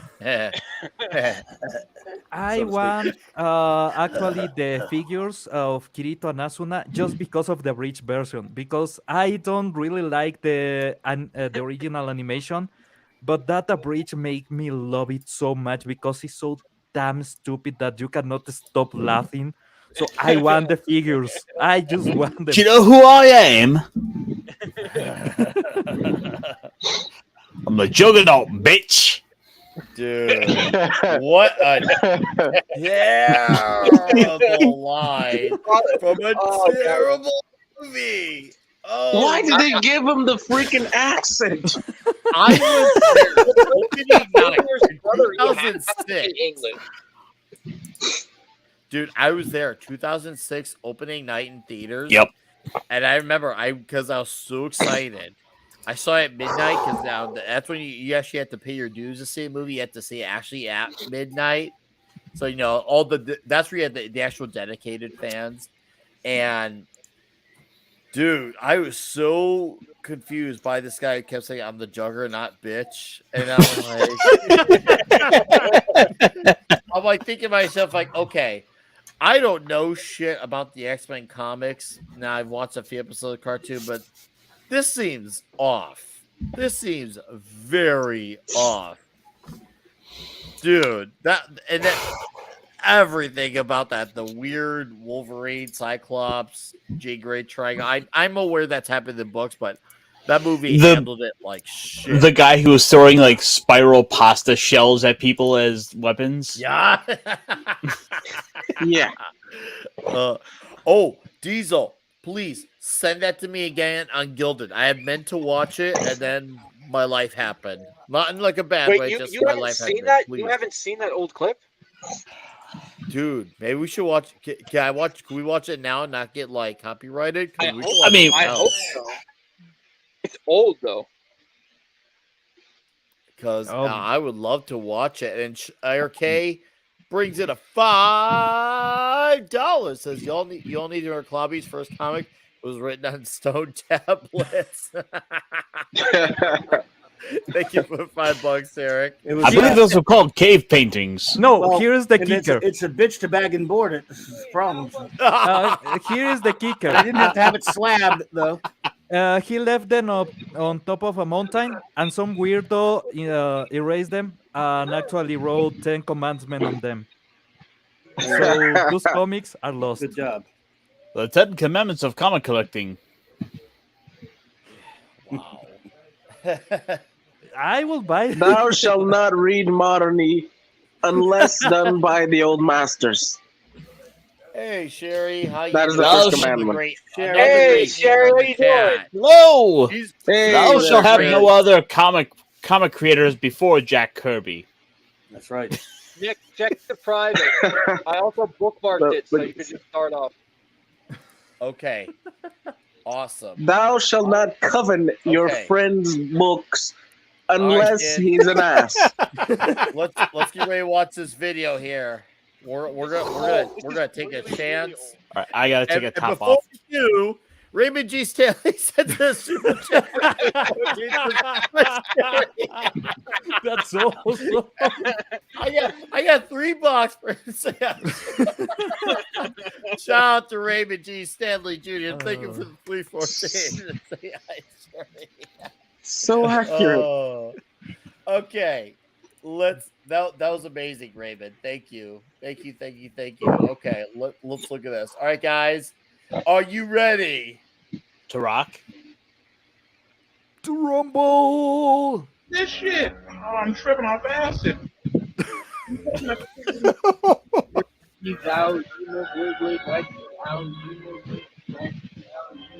Gotcha, bitch. Yeah, now. What?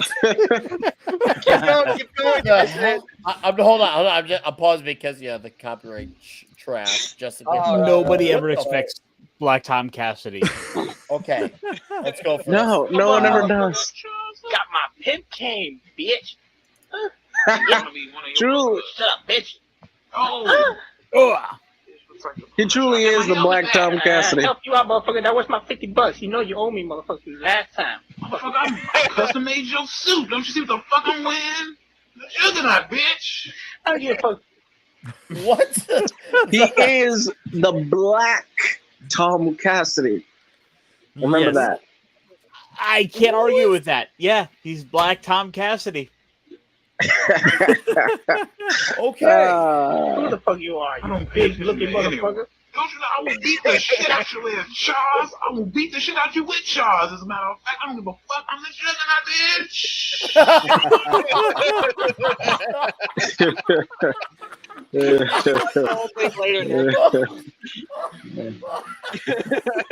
Okay. Okay. Yeah, do not kill me 2 nights in a row. and on that note, I actually gotta head out. But yeah, just love looking over the city. All right, hold on. Let me pause it. Yeah. Let me do a pause. Green Rocks, thank you for joining in. yeah, thank you for I letting me, Nick. appreciate it, It sir. was great sharing my nerd stuff. I don't really get to share that with too many people, so thank you. See, yeah, my pleasure. So was awesome. what's coming up on your site? Because I know you get the Legion of Memers YouTube page now. You got merch. What's going on? Tell everyone in the chat what's going on with the Legion of Memers. So my lazy ass has ended up becoming not so lazy. And every Saturday, I release a video on the memes that came out on Friday Night Tights. Just the clips here and there, trying to give a little bit of credit to the people, who are putting a lot into making the show fun. And every Wednesday night, I'm on Midweek Hump. Nick has been on, and we love having him on. And yeah, I do a lot on Twitter. I make different video edits, different memes. And if you guys enjoy my stuff, just, like, follow, subscribe, share. And if you do enjoy the Legion of Memers content, you can go to the Legion of Memers YouTube or Twitter. And we have merch as well. So go pick up yourself a Legion of Memers mug. Unfortunately, I don't have the funds to pay for it right now, so I don't have one on me. So just pretend this is a Legion of Memers mug. And so everything that is being bought, like all the funds, are actually going to go back into the Legion to help fund the Legion, because starting this kind of stuff is a little bit expensive. So if you want to help out, I'm always grateful. And if not, when you go to Twitter and you post your memes and you want to, shout out the show, just tag the Legion of Memers, put a hashtag Legion of Memers in there, and we'll see it. And, if it's good, we'll like, share, and retweet. All right. Well, thank you, sir. And guys, this is the Legion of Memers YouTube page. Subscribe right here. Thank you, sir. Nick. I'm a lazy ass. I don't know how to do this stuff. No, I got you, man. I got you. You have a great weekend. I will see you on Twitter in a few days with all the memes. See you later, man. Bye-bye. It was nice meeting you. Peace, bro. Later. All right. And back to the 5. Or Eric the K. Eric the K. flavor is 10. Let's look at this again. Flavor is 5. Goddamn great. Yeah. Who said that shit? Nigga, don't you know who I am? What the fuck? Who said it? It's me. You see my motherfucking spaceship? This is a Dodge. See this crimson red shit I'm wearing? Who the fuck are you, you red-looking motherfucking mustard-looking mustard? Ah, ain't that a bitch? I'm ketchup, motherfucker. Ketchup. Ketchup, mother. Oh, what? Okay, we'll probably watch another bit of this. And I'm just like, this is reality. Because, of course, someone actually thought of this. Someone actually thought of this, and somehow... You know what's even more funny? I can actually see Disney making him black in the new X-Men movies and doing this. I mean, his brother is a ginger. His brother is a ginger, so they need to make him black, you're too. right. Mm-hmm. Yeah, that's true. They got that's wipe out the gingers. Don't move. Don't hit that. Look, that right there. That's my face when they replace the ginger.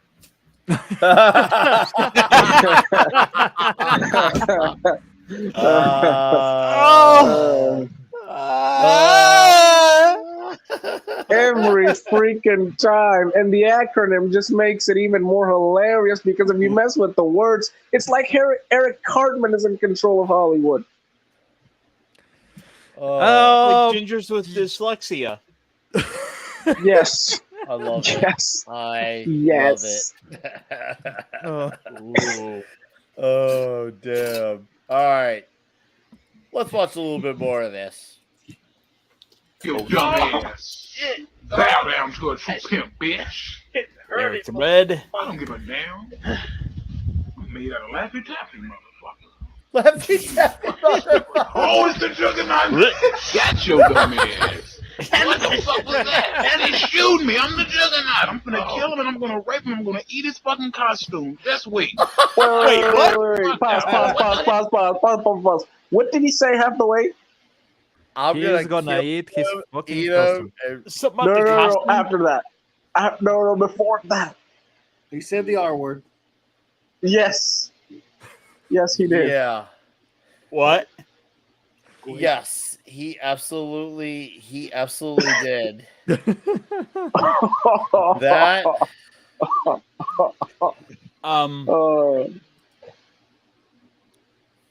That was. Oh wait, no! Don't leave me up. No, Nick, don't leave me. It's the only one on screen here. What the fuck? No, don't worry. I'll go back. I feel like I'm singled out now. No, I will be back. Hold up. There we go. I feel safe now. Seriously. Couldn't you just take the shame alone? So we got the guard pro of guard Beardia. I got guard to show up. You got to join the my nonsense, God. buddy. It's like they're twins. The beards. It's like one is the older brother and the other is the little brother. Nice to meet you. I don't know what's going on. I'm just here. You're just here. Well, welcome to the Comic Shop Talk. A pleasure to meet you. I'm Nick Weiser. This is the Comic Shop Talk show on Friday night. We talk comic books and we have a few laughs. We drink some alcohol and we talk a lot of shit. So it's a chill stream. I've pre-gamed, I guess, on Moonshine, so I guess I'm all prepped, ready to go. Now, when you say comic books, do you also include the most blessed of comic books called mangers or mangoes? We were talking about some mangas. Yeah, we were talking about the mangas. Yeah. Wait, Mangos was a porn magazine on Ecuador, so that actually exists. And how it's currently destroying American comics? Dude, I don't know, but actually, if you were like 10 years old, you could buy mangoes because nobody gave a damn. We have a newspaper called El Extra that actually had every single Monday naked women on the first page. You see, that's why I love South America. Yeah, that's why I love South America. You just don't give a fuck. Kids had a collection. I had a collection of El Extra. I had like 2 years of El Extra only Mondays. You know, Nick, you really got to give props to a guy who rocked a fucking 70s full handlebar in 2022. Good on you, bro. Well, there's a certain Lemmy that was out in the world that rocked until he died in 2017 or 18. Mm-hmm. And, well, I just kind of took up the mantle is all I've done. See, I've had like these nightmares where I've gotten too drunk and I shaved like right here strips with these huge fucking lamb chops. And like one day I gotta try it at least once. Like just get a little strip right there, like just huge fucking girth balls right here going on. So I was saying to myself, I'm like, you know, I gotta get Nick and Guard on a stream together. I think these two would hit it off pretty well. That would never happen. Fiction, fantasy. Sorry there, bud. Fiction, fantasy, but we're here. We are live and in person talking. So Picture didn't happen here.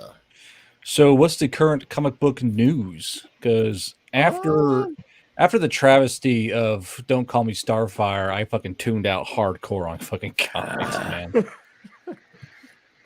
I never. Oh my god! You missed nothing of importance. I mean, we're certainly not trying to talk about any of the like Tim Drake Batman stuff. How he now sucks the monkey? Yeah, is that the one where now he's like his face is a literal fucking bean? It's a more sensitive Batman, the common man's Batman who also sucks dick like the common man. Yeah. And he looks like a total sploos. I mean, he doesn't even have muscles anymore, doesn't he? He doesn't look like a man. Well, it's weird how it's weird watching comic styles change so harsh. Like It used to be big muscle dudes. That was like these slender, like fucking slender boy meat characters, like slender muscles and like he's awfully toned. Well, they just don't get a lot of exercise sitting around in mall shops in their costumes having conversations about their fifis for 20 pages, which is what comics are now. But we have to have 4 pages of just talk about our feelings in a comic book. That's every single issue. Yeah, we don't want to be toxic or phobic. Toxic masculinity. You know what's the worst part? There's mangas that actually does that. They have people talking about their emotions and everything while they beat the shit out of each other, and it's awesome. Then you have American comics. They sit down, they talk it out. Dude, I don't want to see Batman talking it out with the Joker. I want to see him punch him in the face. I want to see him break his nuts with his feet. But what I don't understand is how the most when you think of American comics, you can picture an art style, and it seems like it's just gone a full 180. You got these weird potato faces and potato noses, and it's just like the weirdest color schemes you could ever think of. Oh, color style. Yeah, and what changed? Like you think they would realize the formula's not working, and they keep trying to cram the just keep cramming it down their throats to like it eventually. Where they're like, I know what changed. I know exactly what changed, but if I say it right now and here, most likely the odds are I'm going to be hunted for the rest of my life. Well, there's also the fact they don't. A lot of these people don't go to the Joe Kubert Art School to train to do comics and become cartoonists anymore because they're not inspired by the greats. They don't understand the greats. Pretty much what happens. They hate the greats. They envy the greats. Yeah, they hate the fans involved with it too.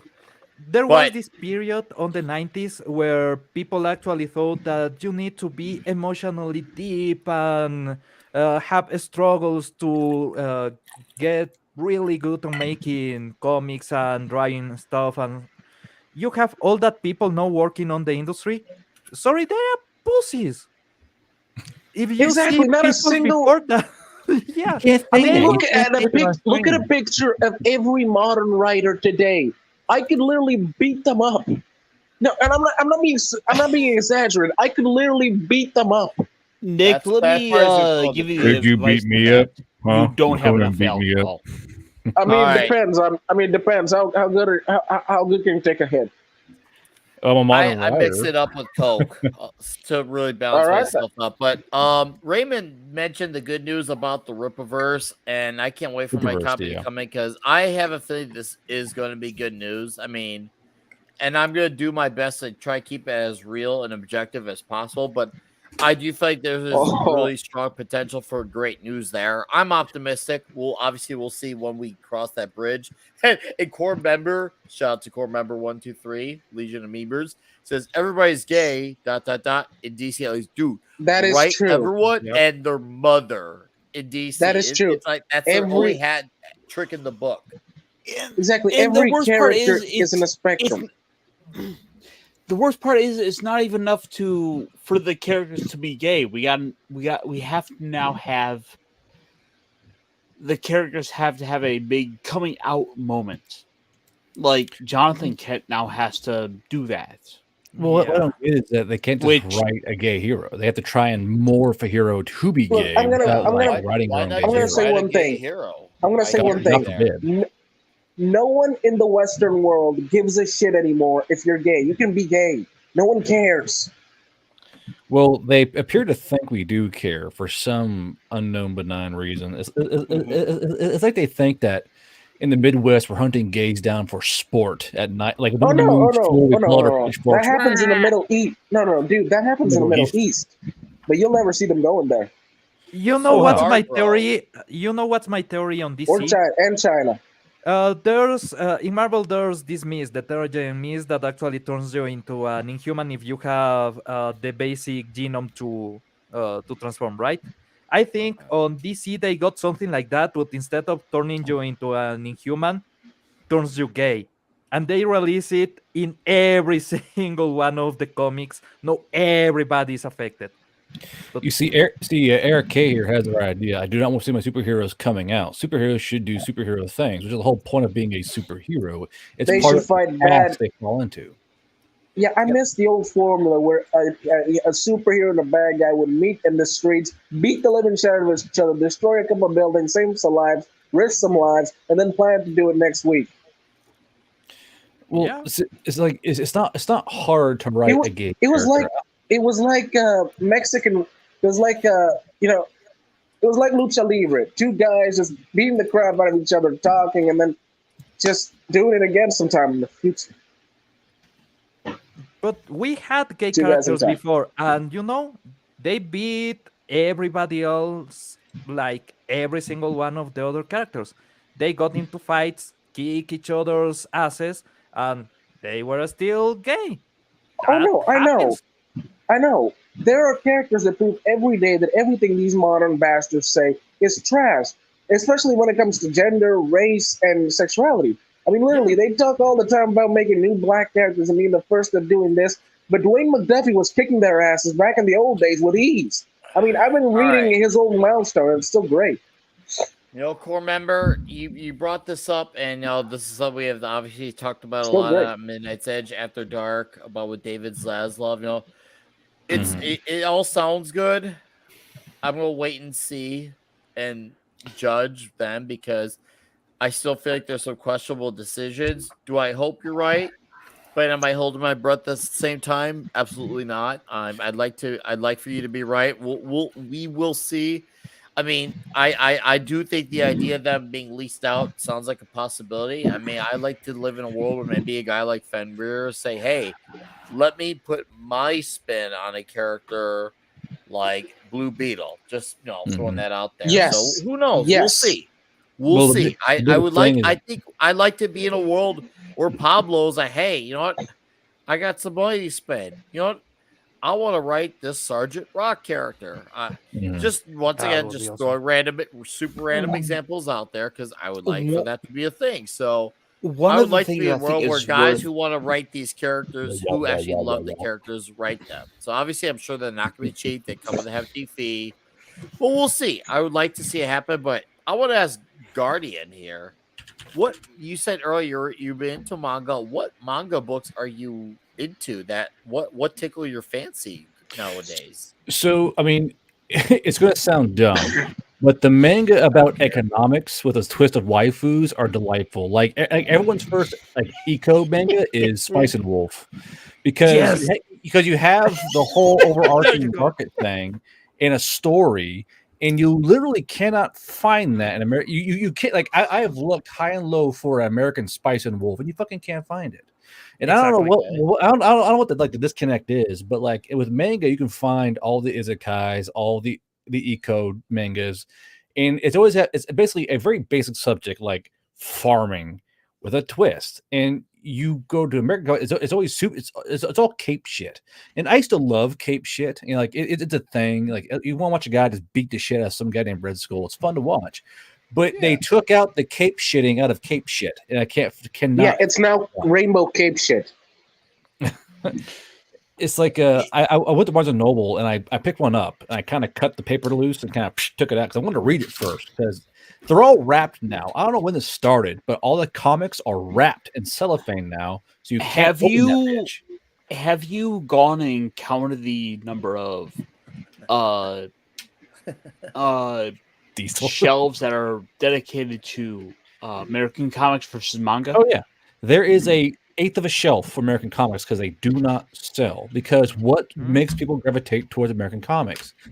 There's really nothing. And it's why the Rippaverse, I think it's fantastic because that thing is ironclad. You got an African-American writer, African-American character. If you hate that, if you go, this is bad, we can go, why is it bad? Why don't you like it? It's literally bulletproof. It really is. And it really is wild going on Twitter, which is, me and Iron know it's a fucking cesspit. But it's just watch people attack Rippa in his fucking comic, because they'll use these little words. You go, they're saying the quiet part out loud in code.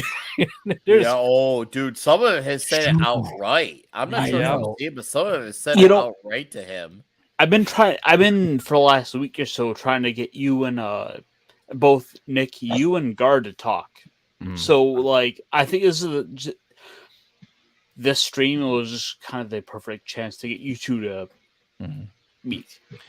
But like, but one of those things where, you know, Ripa, he's doing his own thing, and he's doing it on the backs of his viewers. There's no company overlording him, because all these other companies, including Critical Role, they're all being meddled with by counsel.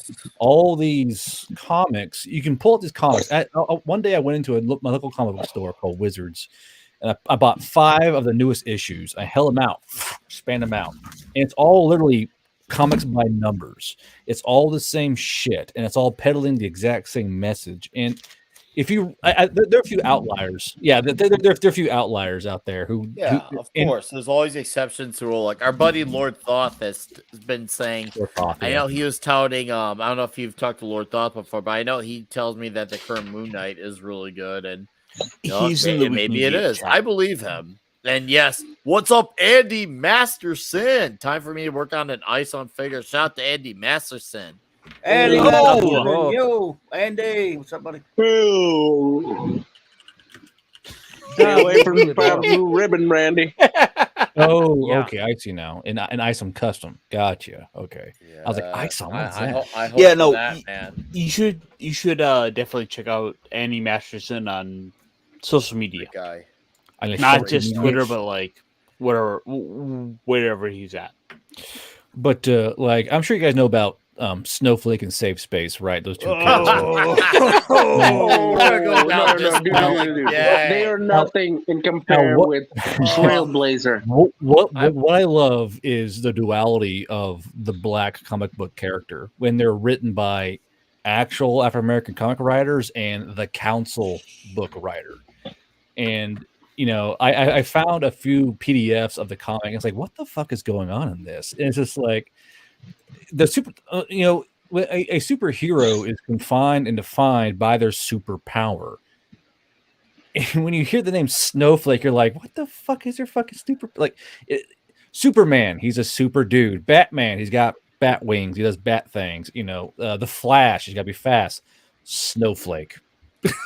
Yeah, Snowflake can't even make snow. Okay, if Snowflake can make snow. Yeah, I will say that there's a badass thing that you can make for a character called Snowflake. Joke? No, somebody that actually throws like shurikens made out of ice in the shape of snowflakes, and can pull a katana out of thin air, juice, freezing the water in the air. Something like that, and you have this over-the-top character that has a silly name, but I have one job in life: to own libtards. Well, the thing is, if you're going with Shuriken Ninja Snowflake, that could be an ironic name, which could be part of the character, but that's not what they did. That's not what they fucking did. I know. but they're like, unlike mangas with American comic books, most of them are tied. Are usually Cape comics, and they're tied to a power, and the power has to speak for itself. Like Aquaman, he's a man in Aqua.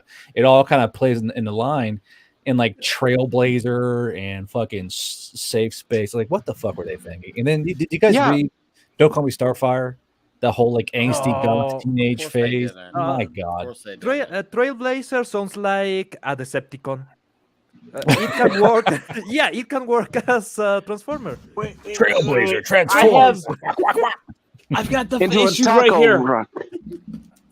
What's up, Dustin? How you doing, bud? Shout out to Dustin from but you know what's a funny thing? Anime and manga have characters with insane powers that are completely stupid and ridiculous, yet find ways to actually make them fun and, well, enjoyable. That's the concept of My Hero Academia. You have a bunch of people that may have even the same power, and they use it differently, and they make silly costumes. That works. You can make even if the power is incredibly stupid. So some mangas fall into the trap pit where they go too fast, too quickly with no balance. And like there's some comics like Shield Hero where you get like about 5 issues and you go, okay, because they get too high up there, and like you're like, this is too easy now. Like, what's the point? You got to try and balance it out. Which is why like Batman guy's ass kicked a lot. You know, Superman had his kryptonite. He had literal kryptonite that would go in his way. the Flash was too fast in bed. You know, it was always a weakness. They would kind of can get him in the end. And some mangas fall too far into the power fantasy, and it's like, and now it's boring. It's more like the old wuxia theme from China, where the character becomes more and more powerful and unbeatable until he's pretty much a god. Yeah, there's actually a term for that. It's called power creep, and that's something that a lot of mangakas try to balance out. Because there's a point where your character is so over the top powerful that the only way to have him fight somebody is God. The Bush makes a great comment here, and this is something I feel like is worthy of kind of bringing up quickly. Superman has underrated villains, and no, we're not talking about Doomsday. We're not talking about Lex Luthor. We're talking Metallo. We're talking Mr. Mixius Pitalik. Brainiac. Like actual villains. Brainiac. Sure. Superman has an underrated catalog of villains. Don't forget Parasite, literally a guy who could pretty much kill him. Hey, don't forget Terra Man. Just kidding. Or Prankster and Toy Man. Just kidding. What's really odd is actually Toy Man could be a very good antagonist if done right. They kind of ruined Toy Man. Manchester Black. Who else? Like or that all guy I'm for saying RPG. is Superman has a whole gallery of villains that are capable. Moral of the story is he's got a great, and obviously even though he's technically, yes, Bush is right. He's technically a Justice League villain, but he has done stuff fighting against Superman, Darkseid as well. So I guess you can consider them both. Superman is actually Darkseid's a Kirby Fourth World villain, but then the whole DC just adopted him. So adopted. Oh, the Atomic Skull. The Atomic Atomic Skull. Okay. No love for Terra Man, huh? Here's my thing. A lot of the villains on Superman, Superman doesn't defeat them just by raw force because obviously Superman is extremely powerful. So even having him fight sometimes is unfair. Do you see Core's message? There's something that they did on the Superman movie, on the 80s Superman movie, that actually works really well. That is, Lex Luthor toys with him, actually makes him open the box where the kryptonite is, and that's how he basically takes Superman to a position of weakness. It's not that Lex Luthor punched at Superman until he defeated him. He just did a trick. And that works. Superman can be defeated by other ways than brute force. And that makes the final confrontation even more interesting because he's not just punching out. There's something more interesting going on. So on Core Member's post, he said, "Did you hear about actress Emilia Clarke creating a comic character for Image? Came out with Mom. Now I don't care. This character is it the one with hair under her armpits? The thing is that has such Squirrel Girl energy. I'm actually kind of I want to see it. You know? Like it's got like Spider-Man arm hair. I'm like, what the? Hold on. Whoa. Hold on. Oh. Intolerant white people. I don't. To me, that I heard that trash and I never looked back. For me, it was a response to Berserker from Keanu Reeves. Yes. It was. And Pablo is right. I just realized another one, Mongol. I know obviously that you could debate Mongol, Mongol's another one. Yeah. So actually, Mongol. I'm kind of curious. Has there been like a super villain centric comic book out of the American quadrant like recently? Like you would think with this huge plug.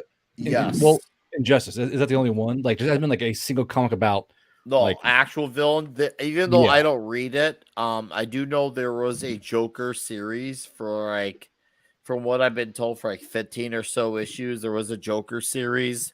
I do know that there was a I remember over half a decade ago there was a Magneto series. There was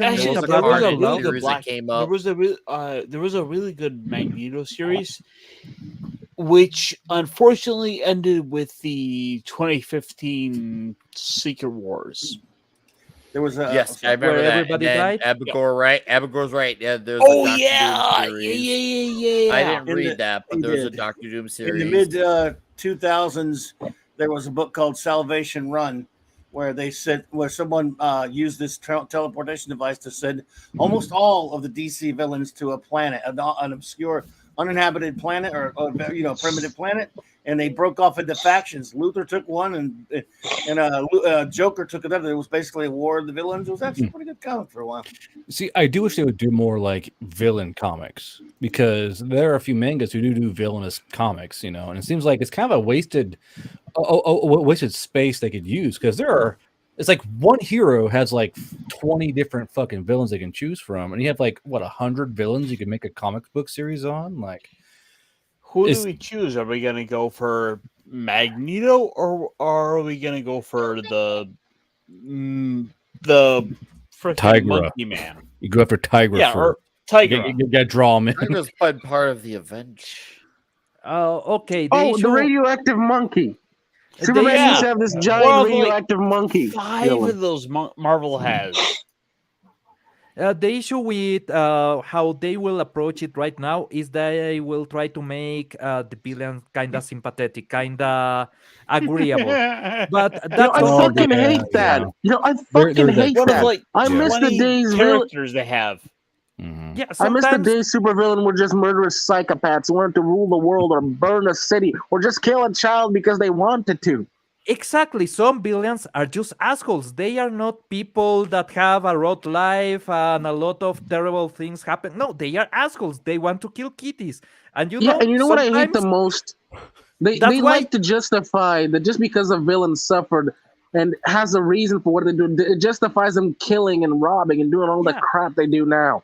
I'm seeing that trailer for the Black Adam movie, and I'm like, that's not Black Adam. Why? Because, you have Shazam that will save the kitty from the tree. Black Adam will burn the tree and kick the shit out of the girl because she's crying. That's Black Adam. Black Adam is an asshole. So hold on. Which villain turns folks into dinosaurs? What was that fucker's name? Wasn't it Sauron? Because like he's a dinosaur doctor. Stegron. And like he could cure cancer, but no, I'm business. And a dinosaur. His whole thing is he turns folks into dinosaurs. Maybe it's Sauron. I thought it was Stegron. My favorite villain. Like, you could cure cancer. No, I want to turn folks into dinosaurs. Crack me up, dude. D-Bud. Butthead wants to know if he can speak a radioactive monkey. The world. If you do, you'll go blind. That's the issue. Oh, D-Bud. I needed that laugh. Thank you. But the thing is, I'm not saying you can't make a villain that isn't complex and deep. You can do that, but sometimes you need to remember the majority of the time your villains need to be psychopaths. You just need to stop forces that you need to take down. Yeah, think about the 90s and early 2000s Cletus Cassidy, how they were handling Cletus Cassidy. He was a psychopath. Yeah, he was abused on his childhood. He was the kind of guy that will murder pets. He saw his mother being a hooker. He saw a lot of abuse from his grandmother. He was just a killing machine. He was a complete psycho. The reason why Carnage is so desperate to kill people is not because the symbiote is an evil entity. It's because Cletus Cassidy is fucking bonkers and wants to murder people. That's his whole character. He's not a lovable people that was betrayed by society. No, he's a goddamn maniac. And it's fun seeing him be his own psycho and then seeing, let's say, Spider-Man kick the ass out of him, or Silver Surfer come and kick his ass, because he's a villain. You don't need a justification why he's complex. He's just an asshole, and you want to kick him. That reminds me of I agree. We need villains to be villains again. Yeah, like I remember stop trying to make Harley Quinn into an heroic lesbian icon. Just go back to make her into a murderous psychopath. She's a genius level goddamn bonkers maniac. I kind of low key enjoy the Harley Quinn Ivy thing, but that's just me though. I mean, I mean when it's done hot. When it's hot, yes, you can enjoy it. Sometimes have you guys seen the Marvel Legends crowdfunding campaign? Dude, do not speak that. It is Do not such a speak its name. failure. Holy shit. Yeah. Wait, that Also- exists? Yeah, that's not surprising. So, hang on, let me pull this up. Well, I mean, the thing is, all these companies are bleeding Talking about money. the Ghost Rider one? They really bleed money for so long. Yes, yes, Bobby. Okay, You know what I I'm mean? gonna be a contrarian on that Ghost Rider one. Oh, I yeah, don't okay. think that's a bad figure. It's yeah, I'll but instead he's in a what car. I'm not- Ghost Rider Look. needs to be on a motorcycle. Yes, he should be on a Ghost motorcycle. Driver sucks. But The anyone who drives rider a should muscle be car always a over a rice cyclist. burner, I'll take a muscle car over a rice burner. But that's still And not also- Ghost Rider. That's Dude, some I'm gonna other be dude. honest. I never No, he saw should be the interest Ghost in the Racer. car. He should. I agree really he never should saw be the Ghost interest in the car. Racer. I agree in that regard. He should be Ghost Racer, but I do like that car. I think it's a badass car. Well, the car's It's a a big car. $500. Is it $500 though, or 400 or whatever? No, definitely not. That should be like I'd Or say like 350, whatever it is. $75 you should spend. Yeah. If- Well, crowdfunding's in it. We lost him. Bad anyway. Oops.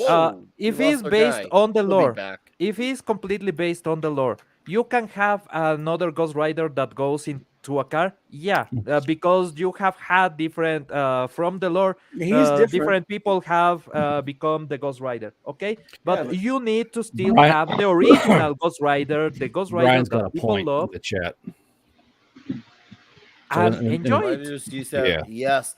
That oh man, Brian, here is a comment. Writers used to have ethics and morals and wrote the heroes to investigate those philosophies.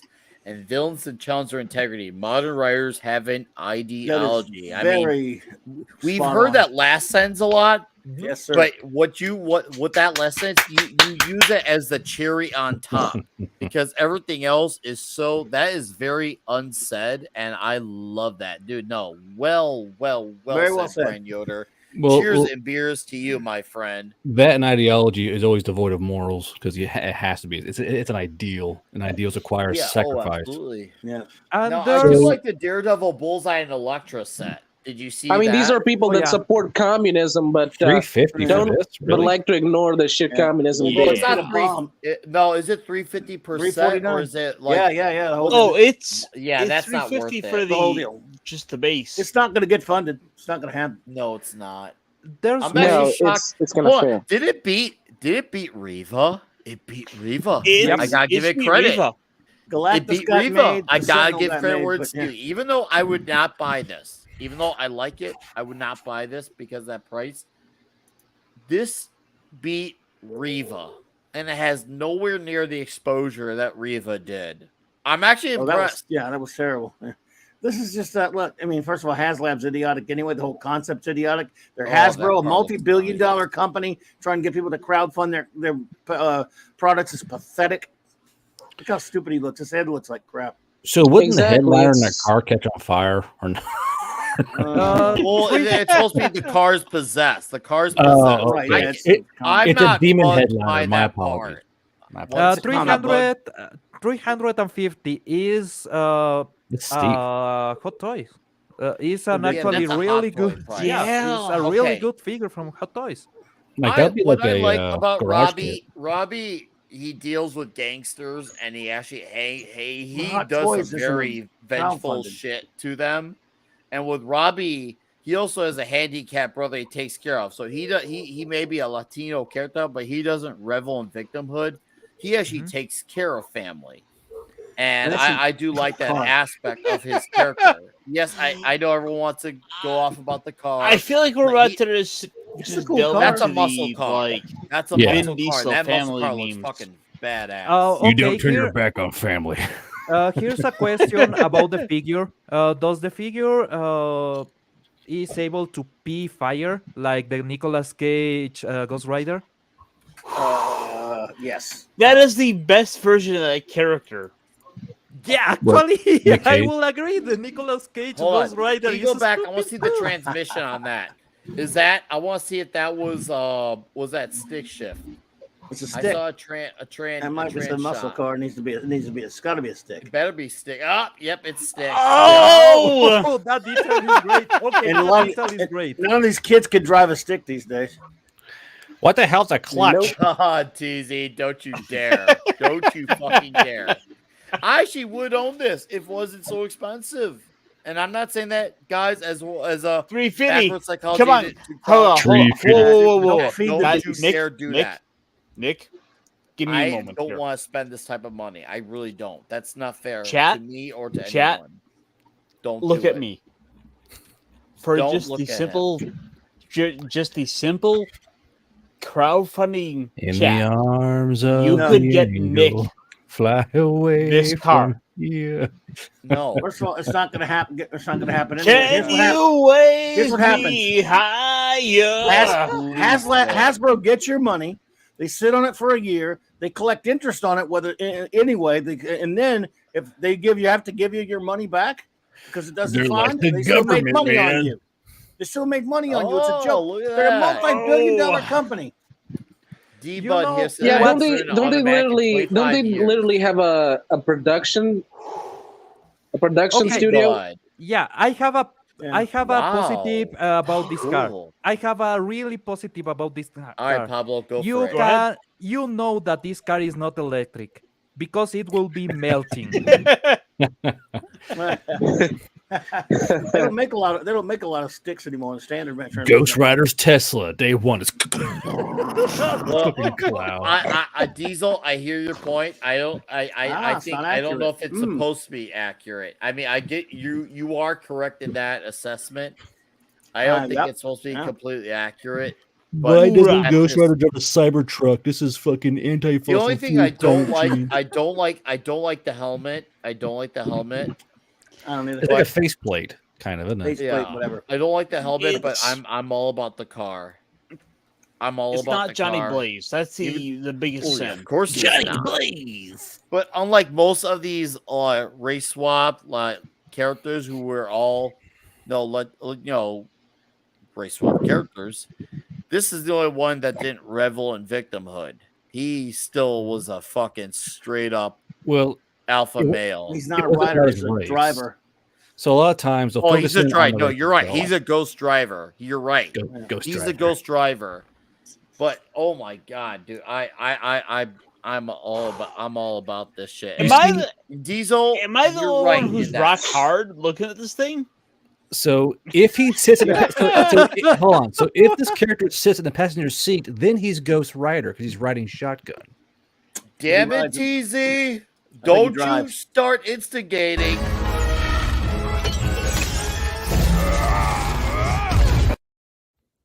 And TZ Burton for $10. If we get Nick drunk enough tonight, we can get him in the car. No, no matter what happens tonight, I'm going to Orlando. I'm going to Orlando this month. I like the car too. I really do. I would only support Hasbro if they gave us an action if they give us a set showing Captain Marvel getting punched by Thanos. TZ, thank you by the way for the $10. I do appreciate it, but a multi-billion-dollar company has no business crowdfunding. It's ridiculous. So Nick, am I the one who's rock hard here? What do you got, guard, bro? So Nick, have you watched the new Cyberpunk Edge Runners yet? Ooh, what? Oh, not yet.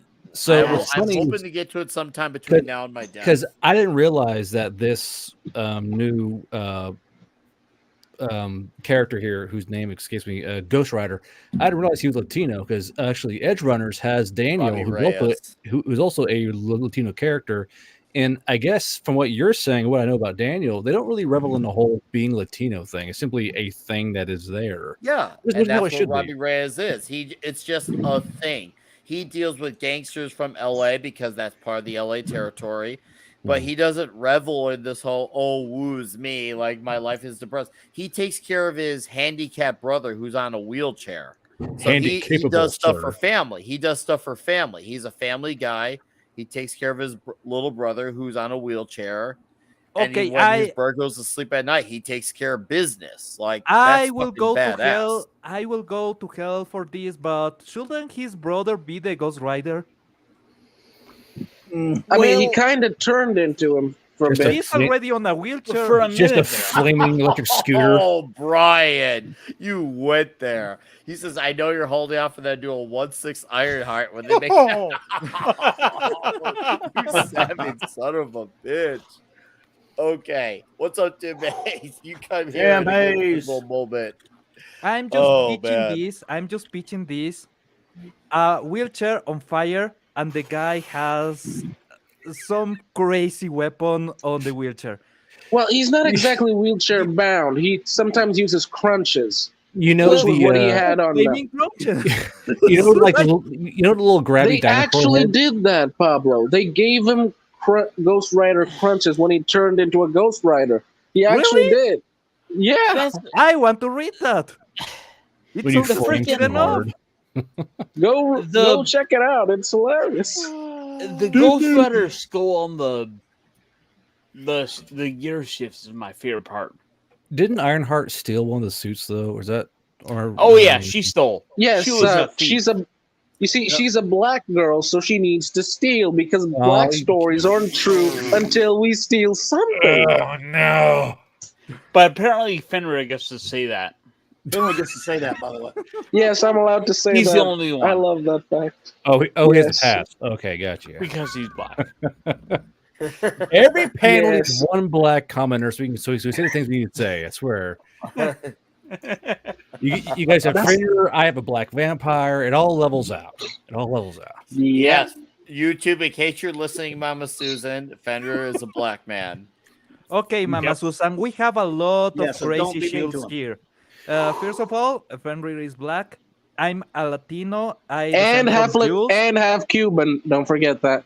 Cuban descendant too. Cuban. I'm a Latino. I'm part Jew, and we have Is Pablo just holding like the racial Thanos gauntlet, like by all these jewels combined? Yeah, it's the way that you zoom on the shield to avoid Mama Susan. Basically, you come with everything that you have that makes you exactly. Guard. Dude, I just gotta. did you see I'm this trying to bring Johnny you into Blaze it, guard. figure? What? Dude. What Johnny Blaze? Wait. By the way, Johnny Blaze is one of the best characters that I will sit down and smoke a blunt with. Spider Woman, man, that might freak me out. Like, What about Danny Ketch? Fights in armor. okay, there's a Johnny Blaze figure coming too. Let's look at. Wait, what? Hey, Nick, Yeah? show this to me. Hey yo, hey, Okay. what? Hey yo, Johnny Blaze. Oh, I got receipts. What am I got what- receipts. Hey, what am I about to spend my money on? It's a pre-order. It's Or gonna moonshine. come right here. It's not letting me zoom in. Ooh, on the I screen. like it. Right there. Oh, And I it looks glorious. like it. Yeah, I that looks want cool. it. No, That's the no, claw. no bite. give me like 3 of them. No bite. And right? it's cheaper. It looks better and it's cheaper. Why would they do like Yeah. a special one with a bike? Actually, his Right? legs We're- look better They need too. one Like, with the bike. well, I'd look look at- at the figure. Howard the if Duck. you look Oh at the my sculpts, the Oh. legs and arms look better. What's with that? It's Free so- That Red Red Skull. Skull. The Howard the my- Duck one looks good. It's Oh very my God, look Howard at the that. Duck.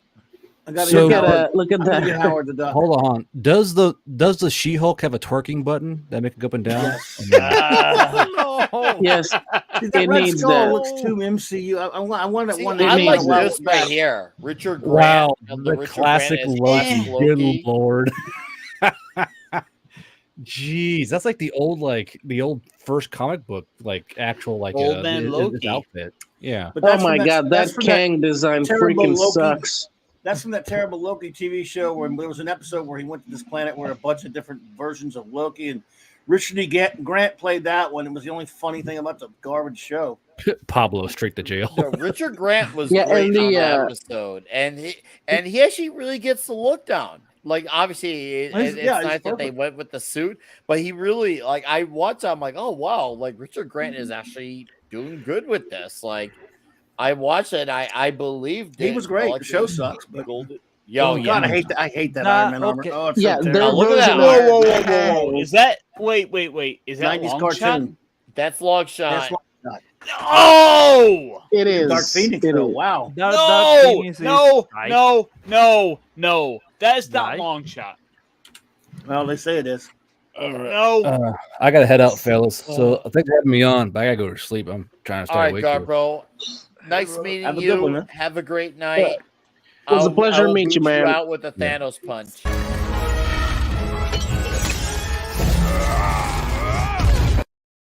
Boom, shakalaka. And he's out, and that gives TZ Bird for another $10. Says, pull the trigger, Nick. I'm getting drunker. You can't. Hey, TZ, you're in the chat. With your permission, can I do the Johnny Blaze? You decide. The Johnny Blaze is really good. I'm straight. At least that's not crowdfunded. Yeah, I'm sorry, but I cannot do that. As much as I love the car, I will be unapologetic about my like of the car. That price is rotten evil. Now that Johnny Blaze, though. Not just the price, it's just the fact that they're crowdfunding. He made a direct comment. Ooh, okay. Okay, fine. Okay, I got punch in my information.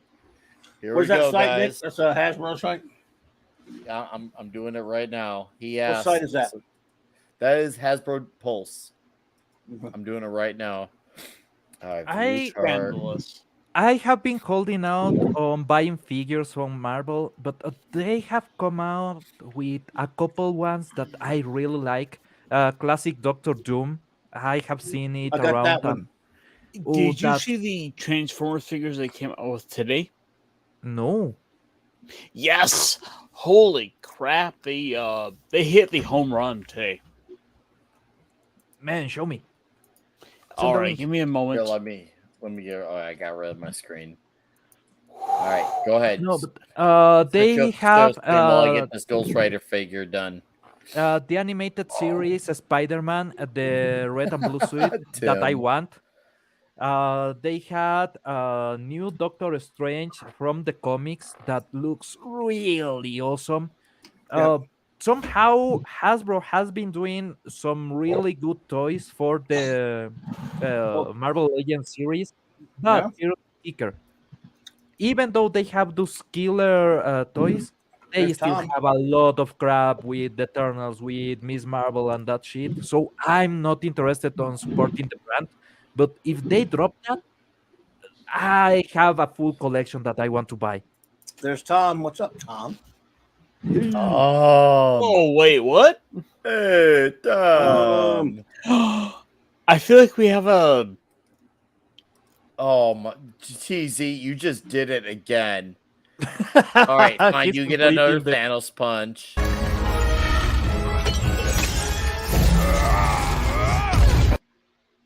And TZ for another $1 says you cover the tax. Well, that's the least I could do since you basically just got me a Ghost Rider figure. You generous. Nice. What? All right, I'm gonna do it. Okay. Nick, since he doesn't, isn't he really like? Since he doesn't have a bike, isn't he like Ghost Walker? I don't know. He is a walker. That will be a really cool project. Getting a bike from the same model, but just a normal bike, a toy bike, and then modify it to be Ghost Rider-ish, making the chains and everything with actual chain soldering. Man, that's really good. Oh, Tom, do you want a link? Come on, Tom. Come on, Tom. Hey, we were talking about Turtles earlier today. Iron, can you make it? He said, "Hey, see what I got was what you guys show off comics. I got some comics last week, dude. He says he's hey on. I'll shoot you a link. Look, this right here. All right, I'm gonna shoot Tom. We're gonna down on Turtle Soup if you don't come. Hell, he's gonna come. I'm gonna come. We're bagged and boarded. What the hell? All right, Tom. I'm just saying. Do come. Again, phrasing. Are you kidding I know what me, I said. No, TZ. You TZ.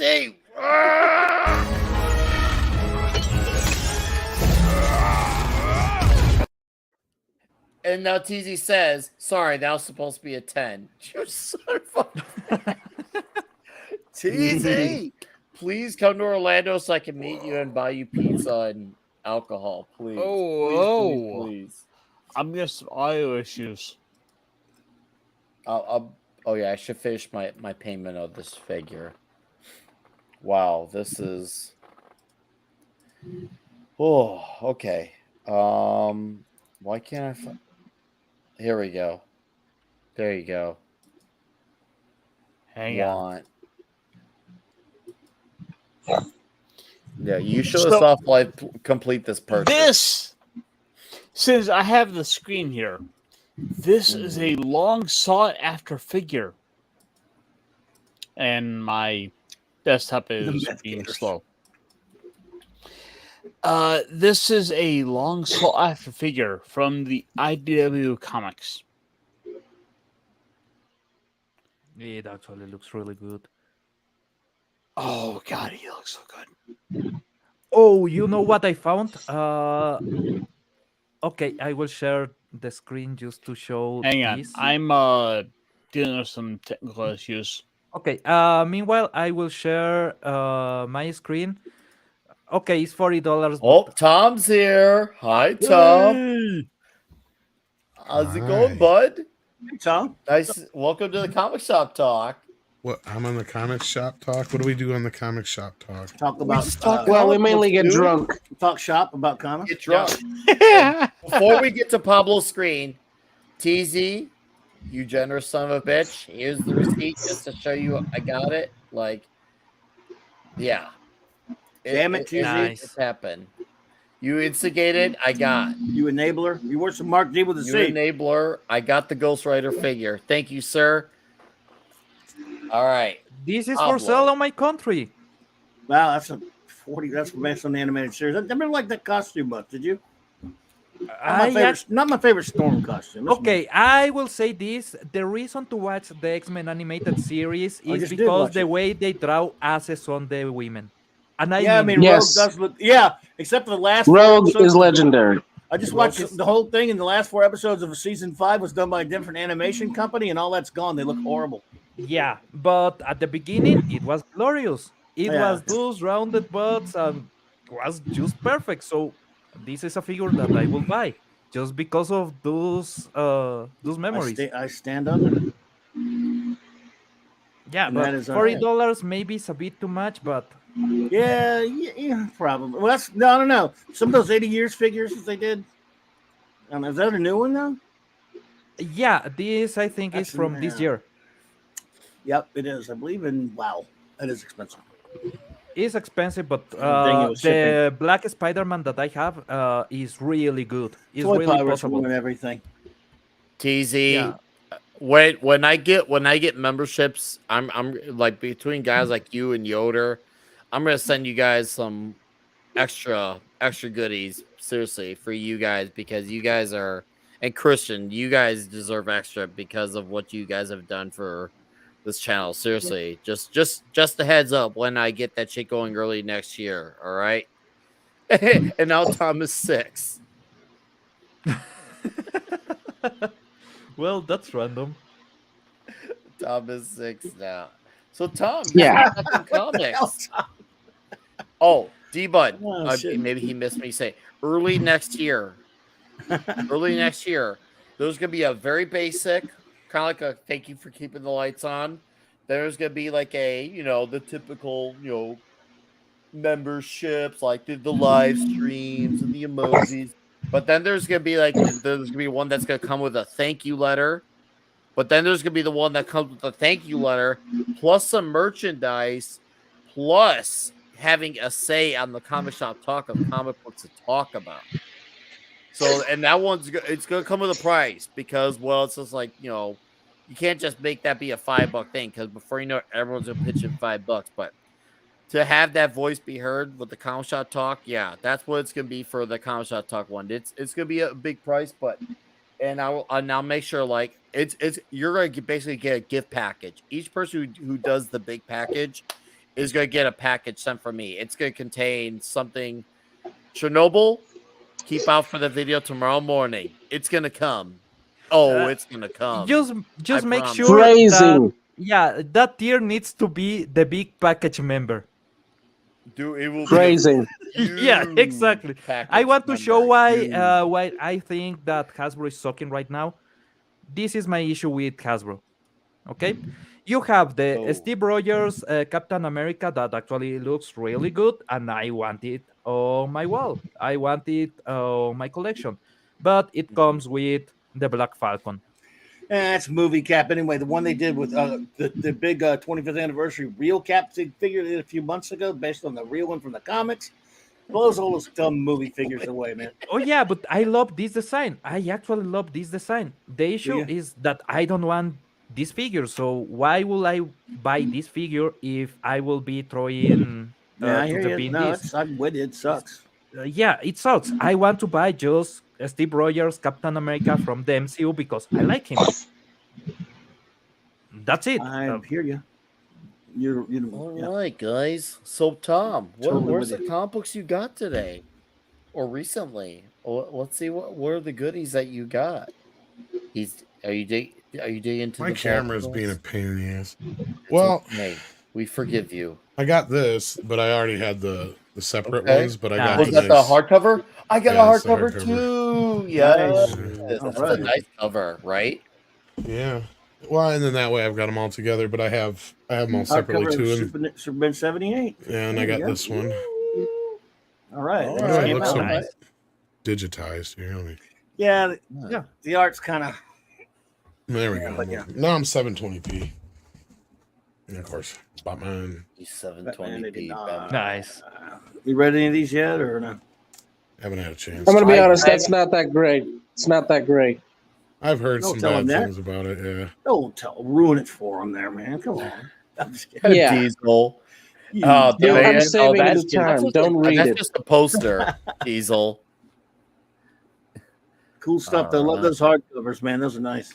Now And that this shirt's is badass. This is going to kind of give you an insight to what I collect besides like Ninja Turtles and stuff like that. Like here's one I got last week. Ooh, I remember that. I have a thing for film adaptations. Yeah, they stopped, and they stopped doing those kind of pretty much. Remember there was that. Remember back in, if you're old enough to remember when every blockbuster movie had a comic book adaptation. Well, that was our video before video, right? Yeah, I did a show about that a couple years ago where we just the great Mark C and I we covered all the big ones, and it was it was great stuff. Well, this one made me mad. This is the I want that one. Where do you get that at now? This is coming out next week, so this is yet to come out. This is a ad. Oh, okay. Oh, just wanted to point out That's this was cool. a thing that was coming. And it's not translucent where you can see through it or not. So I figured yes, as much. it's his magic. Yeah, this is my lack of Ironcaster magic. Ooh. Yes. By the way, for my own personal taste, bats over turtles. I'd like to hear what Turtle Tom is like. Though Bat Tom is amazing. Well, here's this. Well, the one that sucked. They sent it to me, not even in bags and boards. I was pissed. But it's. Oh yeah, the comic adaptation of Wolf. Actually, it doesn't look bad though it came. Even No, though I know, you but should I'm be pissed super about pissed. I think they also did a Marvel Super Special of it, and then they broke it down into those regular comics, Tom. So Yeah, I don't know which one came first, but yeah. The Super Special always comes first, the magazine. Then they break it down into monthly comics. So yeah. Chips Ahoy. Chips Ahoy, yeah, Chips Look Ahoy. at that Rambo on Nintendo. Whoa!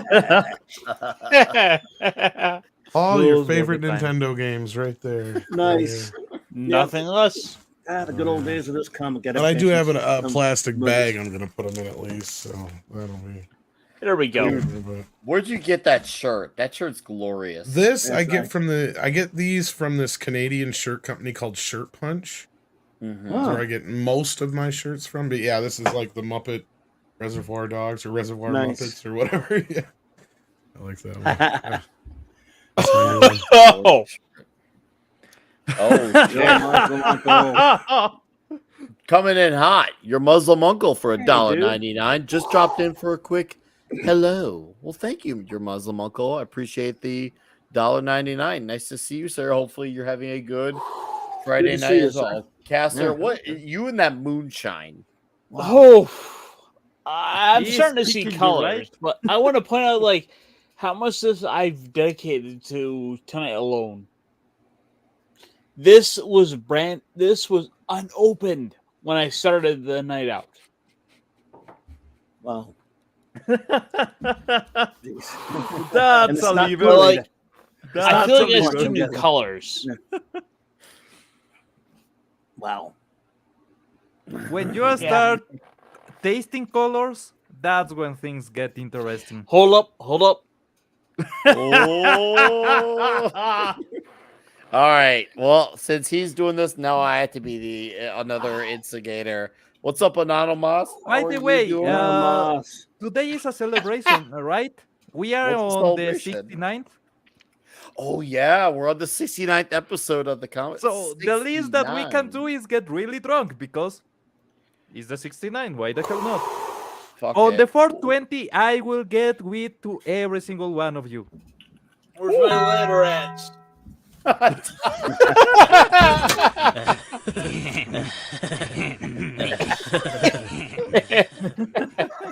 Brian, who's the designated streamer? I'm the designated drug streamer. That's all right. I'm the designated drug streamer. All right. All right, kids. I'm going to come. I feel like I should get guard back here. Dude, hold up. Fuck. He wanted to go to sleep, I think. Dude, somebody's selling the Black Series, not the Black Series, the Marvel Legends for a Spider-Man Black Suite from a Spider-Man 3. Okay, I'm not that far gone along. Wow. No, there's a bug that moved around. I swear. Okay, guys. I had to test this out. I grab a lighter. No, there's not enough ethanol yet. Oh, son of a bitch! No. I got my water right here, dude. So H2O keeps us hydrated. Oh no! Yeah, I may have made a bad decision. You did make a bad decision, but see, I've been making another decision tonight. Dude, we are on. Oh no! Started here, and I'm down here. I'm almost halfway. If you have ever had discussions on comic book stores, normally you take bad decisions. So, dude, we are the fitting shop the I bill. go to. We talk like drunk guys. Like the shop I go to.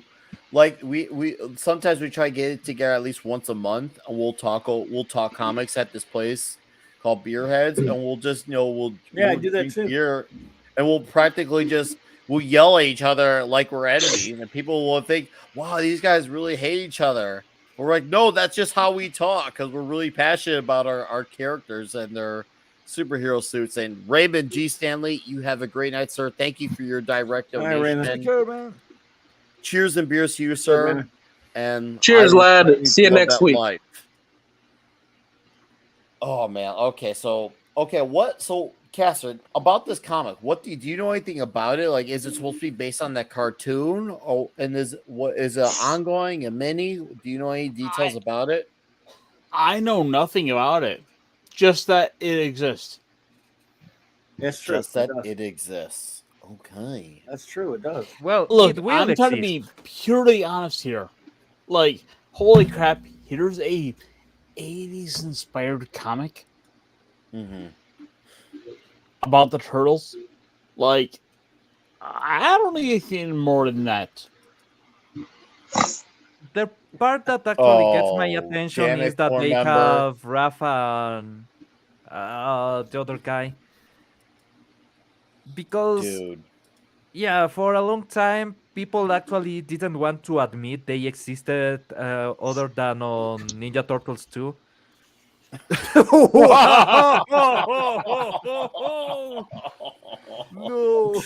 Hold on.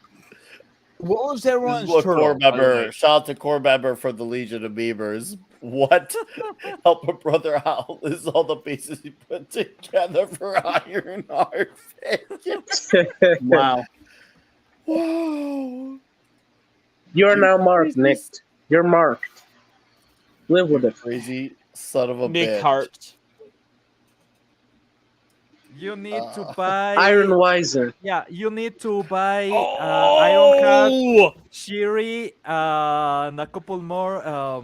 Captain Marvel. What else? And Miss Marvel to get all the pieces to assemble your Nick. So, which turtle is everyone's favorite? Michelangelo.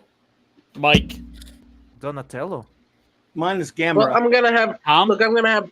Look, for me it's Raphael, but I'm gonna have to go with Donatello because he was the first action figure I ever had, and he has symbolic meaning for me. Oh, I like Gamera the best. Nice. There you go. Ooh, man, Track 3 adaptation with the Bill Oh, Sienkiewicz cover. good guys. Really are getting Is some that Bill movie Sienkiewicz? adaptations. It is a Sienkiewicz cover, yes, sir. Oh, It's DC. Awesome. Nice. You see, are you good? Tom, are you trying to do? There you go. That's Gene Colan. Are you trying to do a collection of all movie comics and stuff, or? It's kind of my thing. I just was always into them as a kid, so like nice. Outside of Ninja Turtle comics, for the most part, it's a lot of what I get. They did. What they used. Oops, sorry. Well, what they used to do is they would, for Marvel anyway, they would do the Marvel Super Special adaptation. Then they would do the break up the issues, and like you got the individual issues there. That's Batman Forever. There you go. Howard the Dog gotta be one of those movies. Well, is there an R. Kelly ad in there for "Kissed by a Rose"? Wow, there you go. That's pretty cool, huh? I would sell for a Mega Man. There you go. Ad. At least Kurt Swan did the art in that. It was better than the movie. Oh, wow. My favorite merch from Batman Forever. Do you remember when McDonald's sold the glasses based off the characters, off the individual characters? I remember I had all of those, and I was so happy to have my Riddler one, and then I don't know what happened to it. It's fun seeing the movie adaptation comics. I do have one brand new item to show Bill off. Sienkiewicz did the interior. Whoa! And that was really, Did he that's one of really? the better, Oh. yes. Not just the cover, he does the interior. It's pretty nice stuff. HBO Max. I want to know how I will Steam keep my looks on those friend. pages. All right. Give me a moment. Dude, Danny O'Neill. Nice. Hold. Who else was involved with that one, Tom? Steve Go Irwin, back that one. Jose Garcia Lopez. Oh. There we go. This is cool. I love seeing all these. Just come back tomorrow. And that's a rare one right there, dude. That wasn't by Marvel, DC, or anybody. That's very. I like rare. those big eyes. Dude, that's incredible. Dude. I can't remember the company's name that made Yeah, it. I that like how it's Gizmo the looks giant like a sad size. copy. Oh, the official comic strip magazine. TZ actually read Actually, you. it says Marvel, but I had to import it from the UK. If you see, it Marvel says UK. 2. Yep. Yeah, wow. Jeez. Well, I mean, Marvel UK American was pretty Indie well known for their Transformers books. Ooh, that's a great variant Nice. cover of Last Run. Oh! Which issue is that? Issue 3? 4?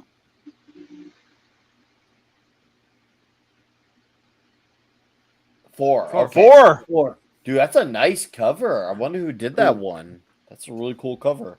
Ooh. 2? Nice. Excellent. 2. Okay. Oh, yeah. All right. I remember that one. All right. There you go. Dude. Nice. Nice.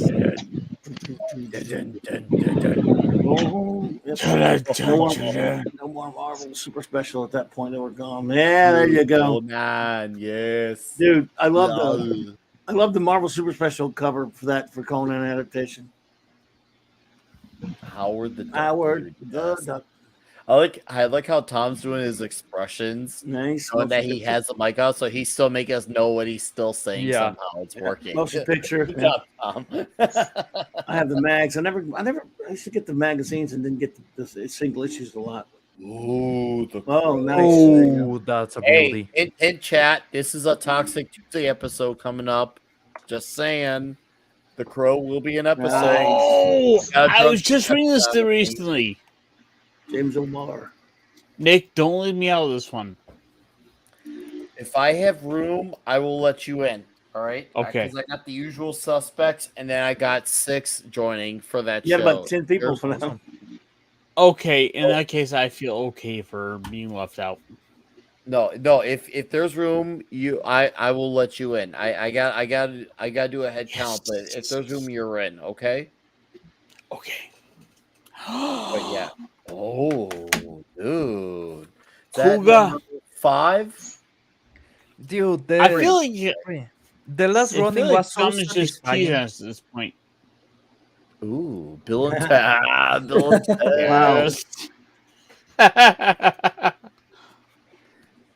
Ooh, plus Ninja 3. Turtles 2, yes, yeah. Turtle sometime. Yes. Oh yes, Batman Returns. Yes, yeah. Number 2. So it was probably like a mini series, Tom. That's probably what it was. A mini series. What? Dude, ooh, hold on. We try to get a better. Ooh, okay. You can open it up, Tom. Ooh, Tom comes in and he lights up. He just teases us. This is like unfair, Tom. Yes. Yes. Oh yeah. Oh. And yes, TZ, we're heading towards stars and we're having a blast. Uh-oh. Flaming Carrot. Well, that was Flaming Carrot. Yeah. Aardvark Mannheim. And fools and umpires and then turtles at the top. What the? You guys don't know? You don't remember Flaming Carrot by Bob Burden? I don't. No. You got to be old. Sorry. Look, I'm only 33. I know. Nobody remembers Flaming Carrot anymore. And not for the Simpsons. Oh, Bartmania. Dude, yeah. Whoa. That's really cool. Oh, from the IDW. Were the early issues? Oh. Because those are actually good. If you read the first 100, they're actually good. From the IDW series, it's actually good. I would highly recommend you read those. Oh, yes. What issue number is that? I see. 2. 2? That's what it looks like a variant. Yeah, that was a good issue. Really good issue, Tom. There's a small comic shop up north. I gotta go bully for their copies now.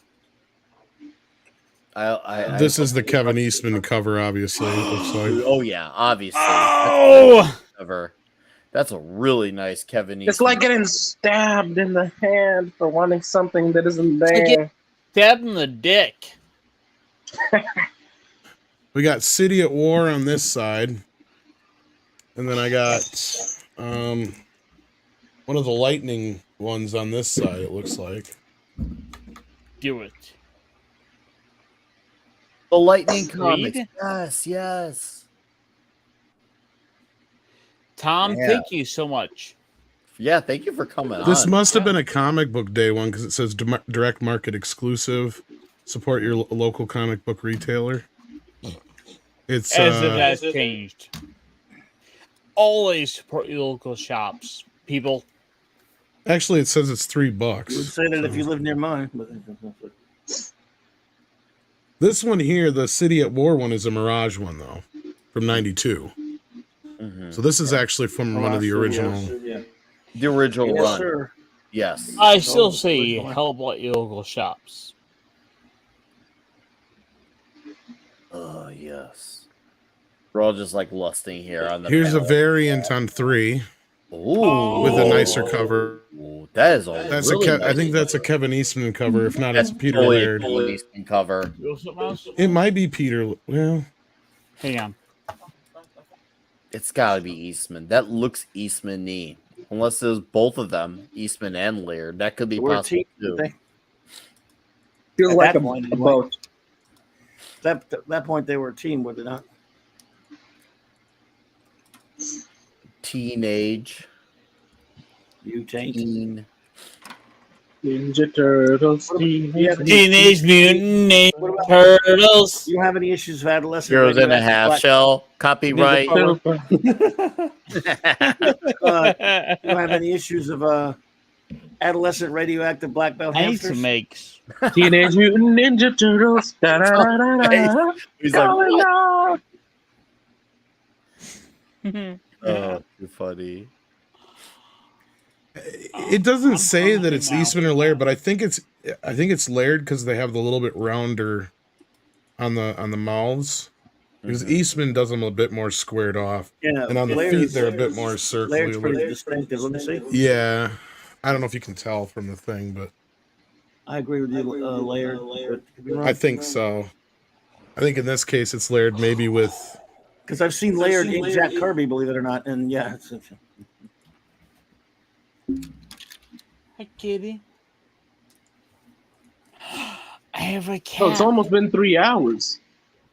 Whoa. Yeah, we went a lot longer. It was worth it. Totally. Nice. Well worth it. I mean, the pain of having all these great comics in front of me, it's enormous. But yeah, it's been worth it. How insufferable. Tom, thanks for coming by. Right, seriously. I know he's normally doing the Loki show, and shout. We're very lucky Loki did a show earlier. Ooh, We can't hear you, Tom. well, I Loki did audio. He did it on purpose. Yeah. Is to avoid echo.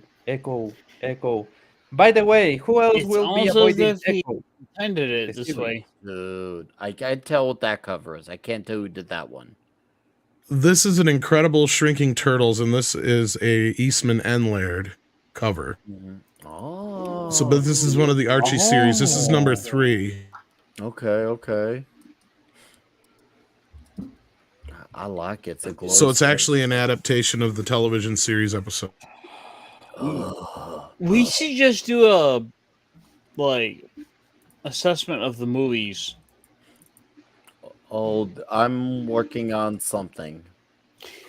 Nick, keep me informed. I promise you'll be on it, whatever that is. Fuck yeah. It's gonna be. Okay, here's an alternate of number 3. Here's the original cover. Praying. Or this is one of the other covers. This is Praying looked like a big baby. Who is this one? This is Eastman and somebody else. Actually, I can't tell the other name. But that's a variant number 3. Okay. Joe Staten or somebody like that. Yes.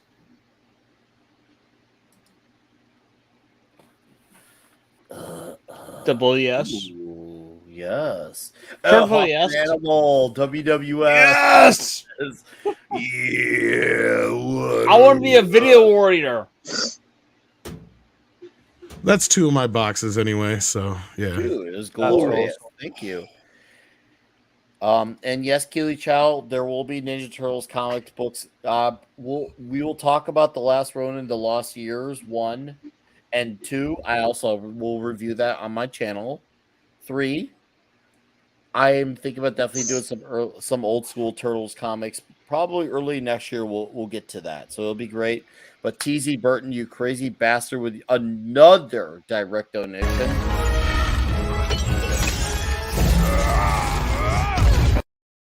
And $5 says, I bet we could have got Nick to buy the coffee, drink that whole bottle.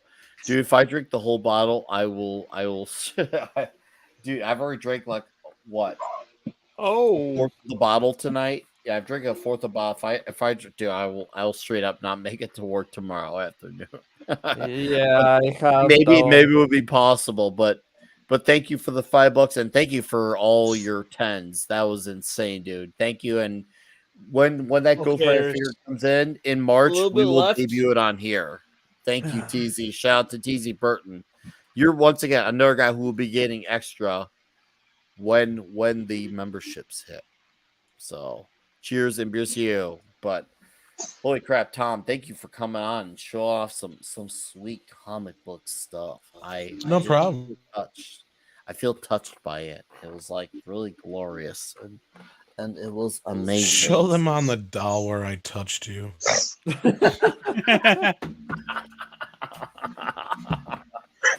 Oh, that is really Like, really good. I feel bad because I didn't get a chance to show this off yet.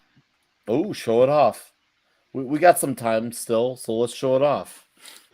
So I got a whole 40 episode series of Kamen Rider to show off.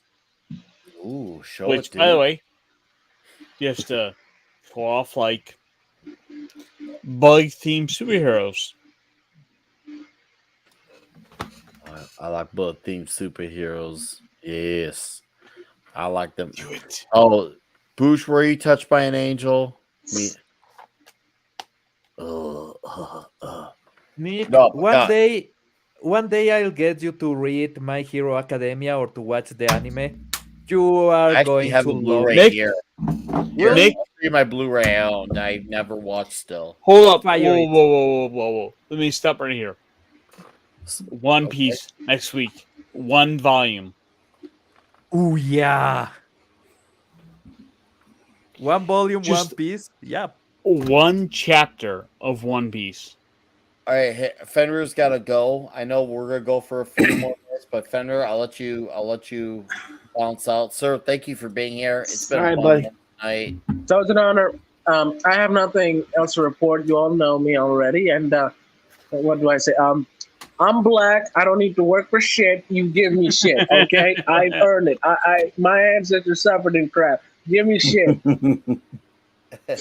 Take care, Fenrir. Have a good night. All right, then. God bless you. Be good, man. Stay safe, Dave. Hasta la próxima, amigo. Oh yeah, Caster's feeling good, but let me go get my DVD Blu-ray. You can tell me if it's good. Dude, My Hero Academia for animes mangas about superheroes gotta be one of the best because it actually acknowledge a lot of things that American comics have acknowledged for years. That, yeah, I know. I need you to Tom, watch. while you're Japan. at it, I mean, come on, this is better than anything the CW is putting out. That's not saying That's not a very high bar. You got a bigger bar. I didn't say it had to be very good. I just had to say it was better than the CW. This is true. That's gonna be. So was the last thing I left in the. I mean, look. Would you rather watch Is this good? It is really, really good. Bravo, sir. I've owned this for one whole. Oh, it's on with superheroes on comics. it's in the shrink wrap. Yeah, it's in the 90s and so they started to acknowledge a lot that there will be merchandising and the heroes will actually get a revenue about their brand. In that series, that is basically the norm because society works with superheroes. They are the foundation of a lot of society. So obviously they have their brands, they have managers, they actually need to have a permit to work as superheroes. Actually that society is really interesting to watch. And the main story that is Deku gaining the powers of All Might, that is the Superman on this world, that is basically retiring, actually gives you a lot of interesting ways on thinking about what will happen if Superman retires, what will happen with society, who will try to get on top of the power, and what will supervillains do, because basically there's a vacuum of power that changes everything.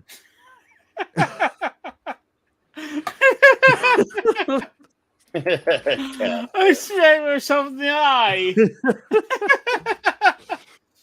Yeah, doing this properly. That kind of happens when you have half a bottle of moonshine on you. So, look, whoa. Okay, yeah. Whoa. Okay, you might be right. All right, whoa.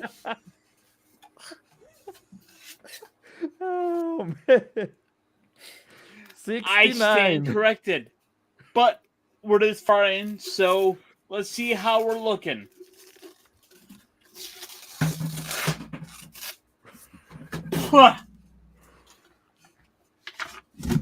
Uh-oh.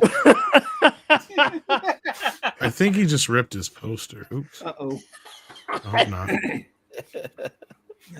Kuga! Oh, I guess not good. Oh, that's a Nice. nice. Let me zoom in on you. That's a nice poster, though. To be fair. Okay, yeah. I'm not complaining. No, it is nice. Dude, I bet if I get you to watch Jiban, you will get hooked. Mm-hmm. And I I mean, have been you're probably waiting not for wrong at this point.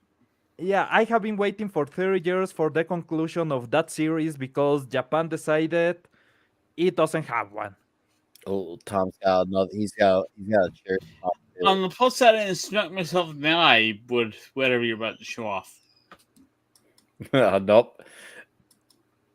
No, there's 3 of them in here. It's just the new Halloween ones. They're not that great. Oh. Ooh. So is this shout? Yeah. That's what reminded me of it. I had it sitting right here. Same as this. Yeah, that's what reminded me of it. All right. Keela, I'm glad you mentioned Vinny Tartamella. I'm working on getting him back on here for the comic shop talk. As soon as I know, everyone will know because he wants to come back on. I want him back on. Vinny. Vinny's a great guy, and I miss hanging with the guy. Vinny, if you're somehow out there listening, dude, just know that you're missed. And especially when you have a new book ready to promote, we will promote the fuck out of it. And it'll be amazing. It will be huge. Huge. Yes. I don't think I've ever seen Caster this joke before. This is kind of great, actually. Look, I mean, this bottle was brand new today. Brand new, not brand new, but brand new. Brand new. Yo, Caster, Tom's avatar is how you feel. Look, I'm just glad it's not getting memed on. Oh, so I'm gonna take my little positive I can out of it. I'm not just drunk, okay? I'm fucking Wisconsin drunk. Look, this is Nick gets that drunk. fucking joke. not just Wisconsin drunk. Midwest drunk. Oh, you drinking the fucking moonshine? You a man. Yeah.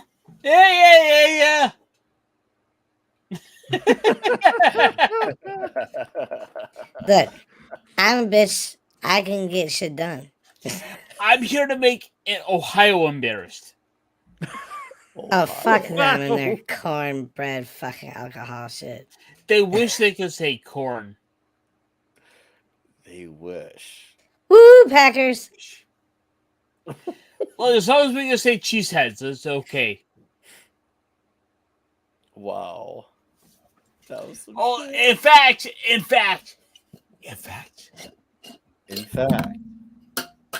I lost the top. It's alcohol. It will get disinfected. It will get you. I can't even drink this. It's so potent. It will get you. Next week is that looks like Gatorade. No, I'm thinking next week will be Knob Creek. I'm thinking Knob Creek for next week. And yes, Ironcaster is absolutely shithoused. He is absolutely shit. Look, just a little bit. Nah, but I want to. I was there to make things fun, I think I've succeeded. Yeah, we have gone from in 3 hours from Ironcaster completely sober to Ironcaster. Basically, he is gonna drag to his bed. Good night, everyone. Good night. Is it closing time? I didn't hear nobody scream last call. You know, maybe this will maybe we'll call a few. Fuck that! I took my bra off 20 minutes ago.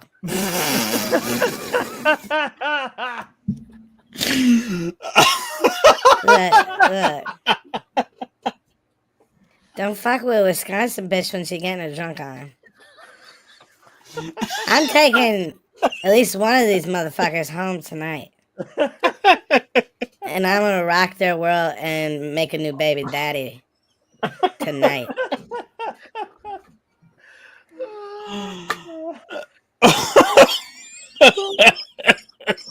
You ever seen a Wisconsin woman drunk? You ever seen a Wisconsin woman drunk? They got no fucks to give. They are more manly than most men on the East Coast, man. Like they'll fuck you up. Yes. Yeah. There's drunk and then there's Wisconsin drunk. Away from your computer. Please put the lid back on that, Jay. Culture's starting to stream. I'm gonna go in as drunk Wisconsin bitch. You watch. Dude, Please do. Just like yell, do me a favor, Tom. Yell about Saginaw. Do I know what? Sorry. Yell about Saginaw. Oh, yell about Saginaw. Okay. Yeah. Yell. Yeah, just that Midwest nonsense. All right. We're going to use this as a segue, especially while we are still here and the majority of the chat's still around. While we're still conscious. That's in Michigan, right? While we're still live. The fact Absolutely. that you have seen us get drunker and stick around is even more crazy. Shout out to the chat, by the way. And I guess Culture's doing some crazy night stream because he's all hopped up on pills and booze. Oh, good. Bring the party like I to said, I'm him. going to head over there for a few minutes to see what he's doing. But yeah. Thank you for the direct donation. Culture about Michigan. That's my plan. Yeah. Shout out to Fenrir. Shout out to No Green Rocks, the Legion of Memers, and of course to the what's his face from earlier. Beard Bro was his name? Yeah, Guard Bro. Guard Bro. Shout out to Guard Bro. And seriously, guys, I appreciate you being here, supporting the show. Hopefully, we keep your hopes up, saying that, hey, yes, there's more awesome comics to come, whether it's from the Indiegogo side or dare we even say the mainstream side. So I appreciate it. Yes, this chat absolutely fucking rules. And shout out to Tom, dude, for coming out here this third hour and showing off his badass collection. He's got to come back on and show off more of what he's got. He is always welcome to come on. So I didn't really know what this is all about. Like, I admit, I'm usually on Culture streams, so yeah, you're I didn't know if it was like, Yeah. you guys just is that what you do? Is just show off what you guys got recently, or just talk about the new stuff, or what do you do? We actually review old comics sometimes. Sometimes we review. Like last week, we did 5 old issues of the original What If series. Comics and reviews. next week we probably will most likely talk ISOM #1. It varies. So and Culture's got a show going on. Tom, do you got a link to that? He is on there. Yeah.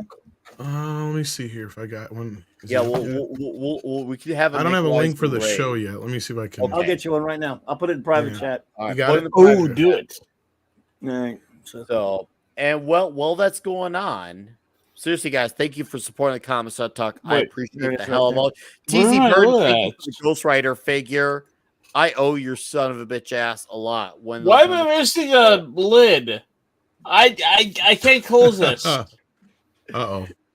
That's a problem. That's a problem. Pablo.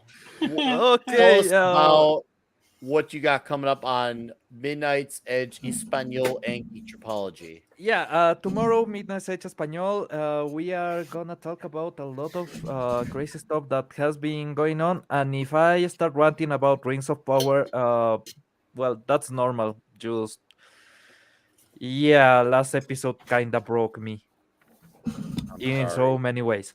On Geektropology, let's see what I can cook up because time constraints. I have been doing a lot, but I want to stream something there, so I will keep you posted. Let's see what fun we can have. And for a 69, this is a drunken 69, kind of interesting. I will say that we have lasted a long time, and I will see you on 420 when I will get weed for everyone. It's gonna be huge, Pablo. Thank you. Promise? Hell yeah. Oh, he'll deliver. Thank you for 69 episodes of this, dude. I'm very grateful for your time. This is amazing that we started this thing when absolutely no one was watching. Now we have an audience. It's fucking crazy that it's turned into this thing, and now it's just the ultimate chill session. Yeah. And on the 69th episode, we debuted Tom in our 69, so it's like ultimate bonus. 69, dude. 69. So thank you, sir. I appreciate your input as always. I will see you next week. Until then, you have a great week and a great weekend. My guy, Clobbering Times. All right, buddy. Hey, Well, guys, before I put Clobby's channel, I have Pablo, his Geek Tripology, Midnight's Edge, Espanol, Ironcaster, Fender, and Ironcaster. All the channels are plugged in the description. Their names are all tagged. You just click on them, and it'll take you directly to their channels. So, all right, Clobby, sound off. All right, man. Well, thanks for having me, buddy. Great to have been with this amazing panel of cool fellows, and great to see you, Tom. Good to see you show up, man, and glad you're here. And hello there, chat. Thank you all so much. Tomorrow night, of course, the wonderful Raquel Briggs and I will bring you another episode of Saturday Night Star Trek. 4 more episodes of Deep Space Nine, and what Ironcaster said right there is also true. Yes. Yep. Monday night, let's see, Sunday night, 10 p.m. Eastern. Mark D with the C, I share a good buddy. We'll do the Sunday Night Geekery with him as always. We have a lot of fun doing that. And I have 2 shows on Monday. The great J-Man and I will have a special early 6 p.m. Central Clobby's Classic Comics review. We're going to be reviewing the classic comic DC Comics Presents number 29. Then later than that, we'll do a Mark C Comics talk at 9. So, and then of course, a lot of other streaming throughout the week.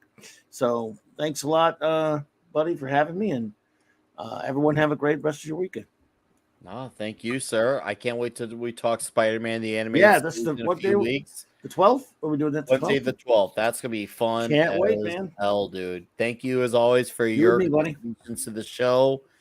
You have a great weekend. I cannot Appreciate it, wait brother. to eavesdrop in on some Saturday Night Trek, guys.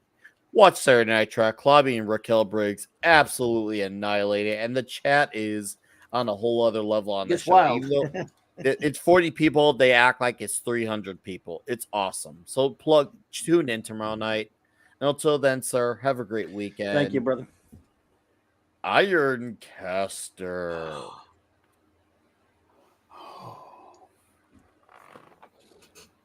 So you can find me over on my channel, Ironcaster, where I will sometimes talk about robot.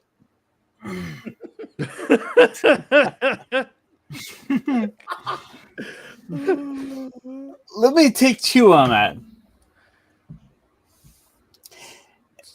You can find me over on my channel, where I will sometimes talk about the robots. All right, let me take 3 on this. Caster, happy 69 to you.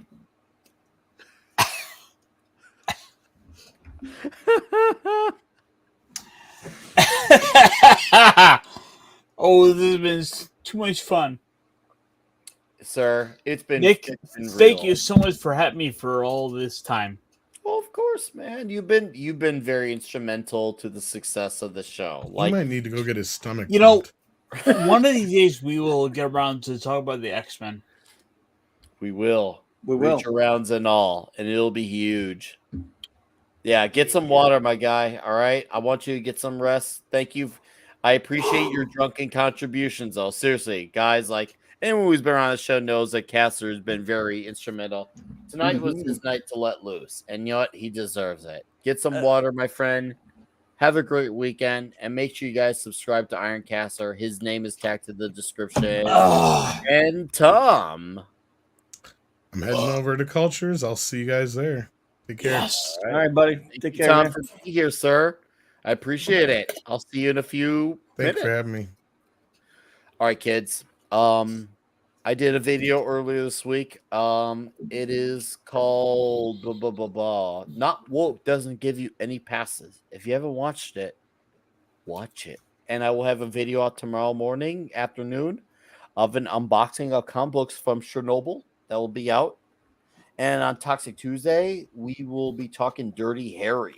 And of course, you can find me at Midnight's Edge After Dark. You can also find me on the Only at Park Cars of Comics Division and the Dix Division. And Brian, what did you do?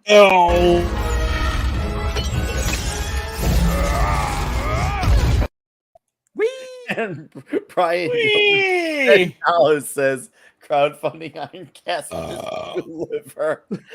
Wait, what?